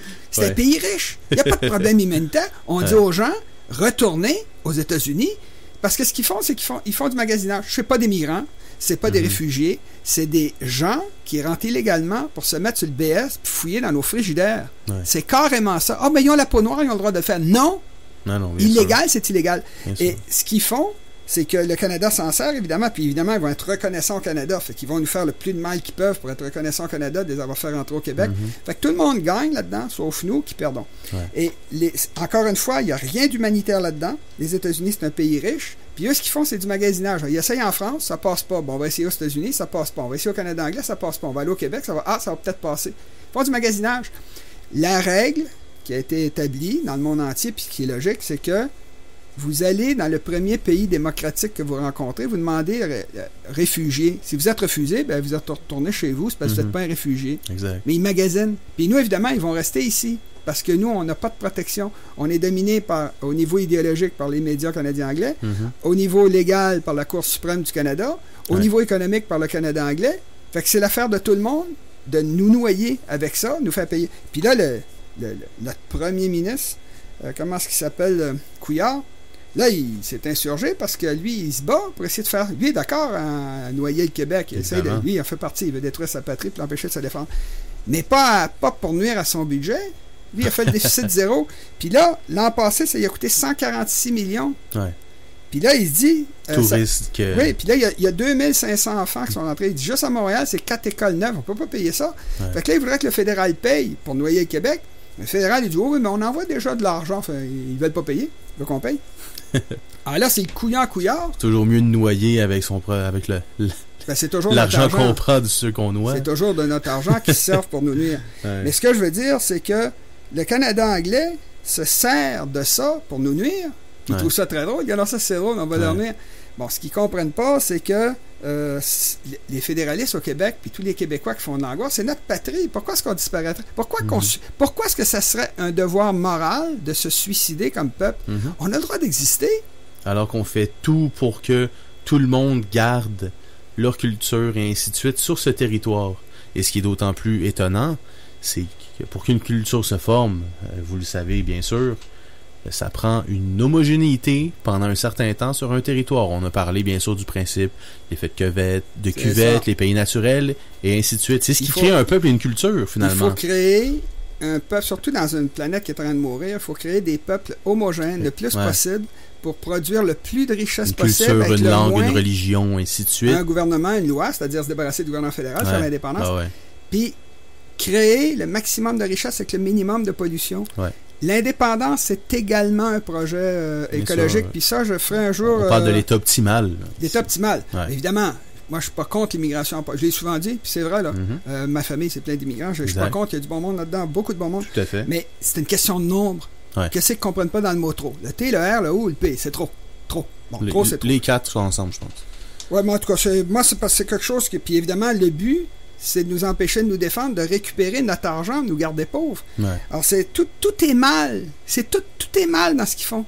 L'intention, le discours, les faits, les actions, tout est mal. Puis ils ont reviré ça. C'est l'inversion des valeurs, l'inversion des arguments. Bon. En tout cas, tout à fait. Alors, ce que je voulais dire, c'est que le danger qu'ils font de faire ça, de faire rentrer, parce que comme là, l'an passé, c'était 25 000, cette année, c'est peut-être 100 000, l'année d'après, parce que là, les mots vont se passer, hein, par Internet, ça va vite. Peut-être ça va finir par être 300 000, on ne le sait pas, parce que tous ceux que les Américains vont vouloir expulser, vont dire, les couillons vont payer. Ben là, je ne sais pas si les gens réalisent, mais s'ils rentrent 200-300 000 parce qu'ils attendent juste qu'il y ait un autre président qui rentre pour retourner aux États-Unis, ben là, on va être noyé. Là. On parle de noyer littéralement en quelques années. Hein. Ça pourrait être en 3-4 ans. Puis comme il y a toujours de l'argent quand il n'y en a plus, ben là, je ne sais pas ce que les gens vont faire dans les hôpitaux, mais les files d'attente vont être drôlement longues. Hein. Ah, tout à fait. Alors, le danger en faisant ça, c'est qu'il n'y a pas juste nous. Pas juste en passant, il n'y a pas juste les indépendantistes qui sont angoissés par le fait que le peuple québécois va disparaître. Même les fédéralistes. Mais ça ne veut pas dire que ça devient des gens courageux. Là. Les lâches, c'est des lâches. Mais il y a des gens courageux d'un fédéraliste. Puis il y a des gens qui disent « Hey, on a peut-être fait une erreur. » Puis j'ai vu notamment Fournier, qui a toujours détesté les indépendantistes, qui était assis pour demander plus d'argent fédéral. Puis il avait une drôle de face. Puis je me disais « On dirait qu'il regrette. Là. Il comprend quelque chose, là, lui. Là. » Il commence à comprendre que c'est son monde qui va disparaître, son peuple, sa langue, ce qu'il connaît. La ville lui a été élevée. Tout va changer. Il a peut-être compris aussi que... peut-être pas, mais enfin, c'est l'impression que j'ai eue qu'il se posait des questions. Mais il a peut-être compris que en se mettant à genoux, c'est pas ce qu'il allait... c'est pas de cette façon-là qu'il allait se faire respecter, que ce soit par un ami, un ennemi ou peu importe. Hein? Et c'est pour ça que moi je dis que lors de la prochaine campagne référendaire, c'est extrêmement important de toujours commencer par les questions morales, puis ensuite par les questions géopolitiques et économiques. Parce que si vous prouvez aux gens que l'indépendance, c'est payant, puis si vous y allez carrément avec les immigrants, les Autochtones, en leur disant que c'est pas leur intérêt de leur prouver de vivre dans la province la plus pauvre du Canada, bien sûr, automatiquement, vous allez générer un mouvement, au moins chez les gens honnêtes. Et je parle mes immigrants et surtout les Autochtones. Et moi, j'entendais... Justement, ils ont demandé au pape de s'excuser pour le... Ils ont demandé, là, c'est... pour les pensionnats. Pour les pensionnats, parce que l'Église catholique dirigeait beaucoup de pensionnats, dont au Québec, il y en a eu partout au Canada. Puis le pape a dit, j'ai pas d'affaire à m'excuser de ça. C'est un problème canadien. Ouais. Qu'est-ce qu'il a vraiment dit, le pape? Il a dit, non, c'est l'État fédéral. Non, c'est l'État fédéral canadien qui est responsable. Parce que les Indiens... les Autochtones, depuis 1760, sont sous le complet contrôle du gouvernement fédéral. Ouais. Alors, c'est le gouvernement fédéral qui a organisé les boarding schools, puis qui ensuite, avec son argent, a demandé aux communautés religieuses, aux évêques, d'aller faire ça. Puis il y a des Autochtones qui ont été... Puis il y a des Québécois qui ont travaillé là-dedans. Mais ceux qui dirigeaient à faire ça, qui ont essayé de faire ça, toujours sur un côté humanitaire. Hein? Il fallait libérer les Indiens de leur vieille culture puis les intégrer à la société moderne. Enfin, c'était un autre ethnocide. Exact. Trudeau disait, Jean-Pierre Elliott Trudeau, voulait se débarrasser des réserves. Puis là, les Autochtones, ils ont dit, non, t'es qui, toi, tu nous envahis. Puis là, c'est des vrais. Eux autres, c'est des vrais, parce qu'ils sont pas blancs, c'est des vrais... victimes reconnues mondialement. Ils ont été tués par Custer, puis par Pizarro, puis Cortés, un peu partout dans les Amériques. Ils ont perdu 90% de leur population aux épidémies. Les gens ne le disent jamais, c'est les épidémies. Il n'y a pas eu beaucoup de massacres avec des fusées à un coup. Là, quand tu es quelques poignées de centaines de personnes, c'est un peu difficile de tuer 20 millions de personnes. T'as 300. C'est même avec beaucoup de volonté. En passant, ce qui est vraiment arrivé dans les Amériques, ça c'est vraiment intéressant. D'abord, les épidémies. Deuxième des choses, c'est les ennemis des Aztèques. Quand Cortés a débarqué, il a été chercher un groupe qui s'appelait les Tlaxcalans, qui étaient des ennemis des Aztèques. Puis il a tout ramassé les ennemis des Aztèques, parce que les Aztèques, ils pognaient les gens, puis ils leur arrachaient le cœur, vivant, donnaient ça à leur dieu, puis ils les mangeaient. Fait que les gens les détestaient à pu finir. Fait que quand Cortés est arrivé, il s'est allié avec, parce que les épidémies ont commencé, mais c'était lent au début, il s'est allié avec tous les ennemis des Aztèques qui étaient des brutes. Qui n'attendaient que vengeance. Les brutes sanguines. Ben oui, ils voulaient se venger. Alors, ce qu'ils ont fait, c'est qu'il a pris tous les ennemis des Aztèques. Ça faisait déjà une armée au moins égale. Puis les autres, ils ont des chevaux, ils ont des armes. Bien sûr. Puis là, quand ils ont fait notamment le siège de Mexico, à Mexico même, les gens se sont mis à mourir pendant qu'ils faisaient le siège avec tous les ennemis des Aztèques. Parce qu'il n'y avait pas de nourriture. C'est la famine qui permet aux épidémies de s'éparpiller. Alors, quand ils sont rentrés à Mexico, ils ont massacré les derniers Aztèques. Mais les Amérindiens, c'est les épidémies qu'ils ont tués. Et la meilleure preuve, c'est le Québec. Le Québec, je demande souvent aux gens, il est où le site des massacres au Québec? Dites-le-moi. On le sait, à Auschwitz, quand ils ont tué les Juifs, on a l'endroit. Custer, on le sait, c'est Little Bighorn, on a l'endroit. On trouve des balles dans le sol. Il y a toujours un endroit archétypal. Oui, mais c'est où au Québec? Il n'y en a pas eu. On n'a pas fait de génocide, nous. C'était nos amis. Moi, je vous aurais dit l'Acadie, vite comme ça. Mais... non, il y a eu des génocides. Oui, bien sûr. L'Acadie, c'est pas un génocide, c'est un crime contre l'humanité. Ils ont séparé familles, c'est vraiment là ce qu'ils ont fait. Il y a eu des génocides dans la région de l'Ontario, c'est les Iroquois. Les Iroquois qui jouaient aux victimes en 1990, ouais. Ben, c'est eux qui ont fait des massacres contre les Pétuns, les Neutres, les Hurons. Ils ont massacré les Illinois, les Abénaquis qui sont venus ici pour se faire protéger. On les a sauvés. Ils sont à Québec maintenant. Ils sont à Québec avec les Hurons. Bon, ce que je veux dire, c'est qu'il y a eu des génocides, mais pas de notre part. Nos alliés indiens, quand ils ont envahi le Fort Henry, je pense que c'est Montcalm qui avait signé avec les Anglais, OK, rendez-vous, puis on va vous donner l'honneur des armes. C'est-à-dire, vous sortez avec vos armes, vous déposez vos armes, puis on vous laisse retourner chez vous. Les gars ont fait ça, puis les Autochtones qui étaient avec nous ont massacré les soldats quand ils ont laissé tomber leurs armes. Parce qu'ils voulaient des scalps, parce qu'ils voulaient ci pis ça. Puis les Français essayaient de les arrêter, mais il y a plus d'Indiens que de Français, donc ils ne pouvaient rien faire. Évidemment. Mais on a eu, mais nous-mêmes, là, on n'a pas fait comme à Amherst, là.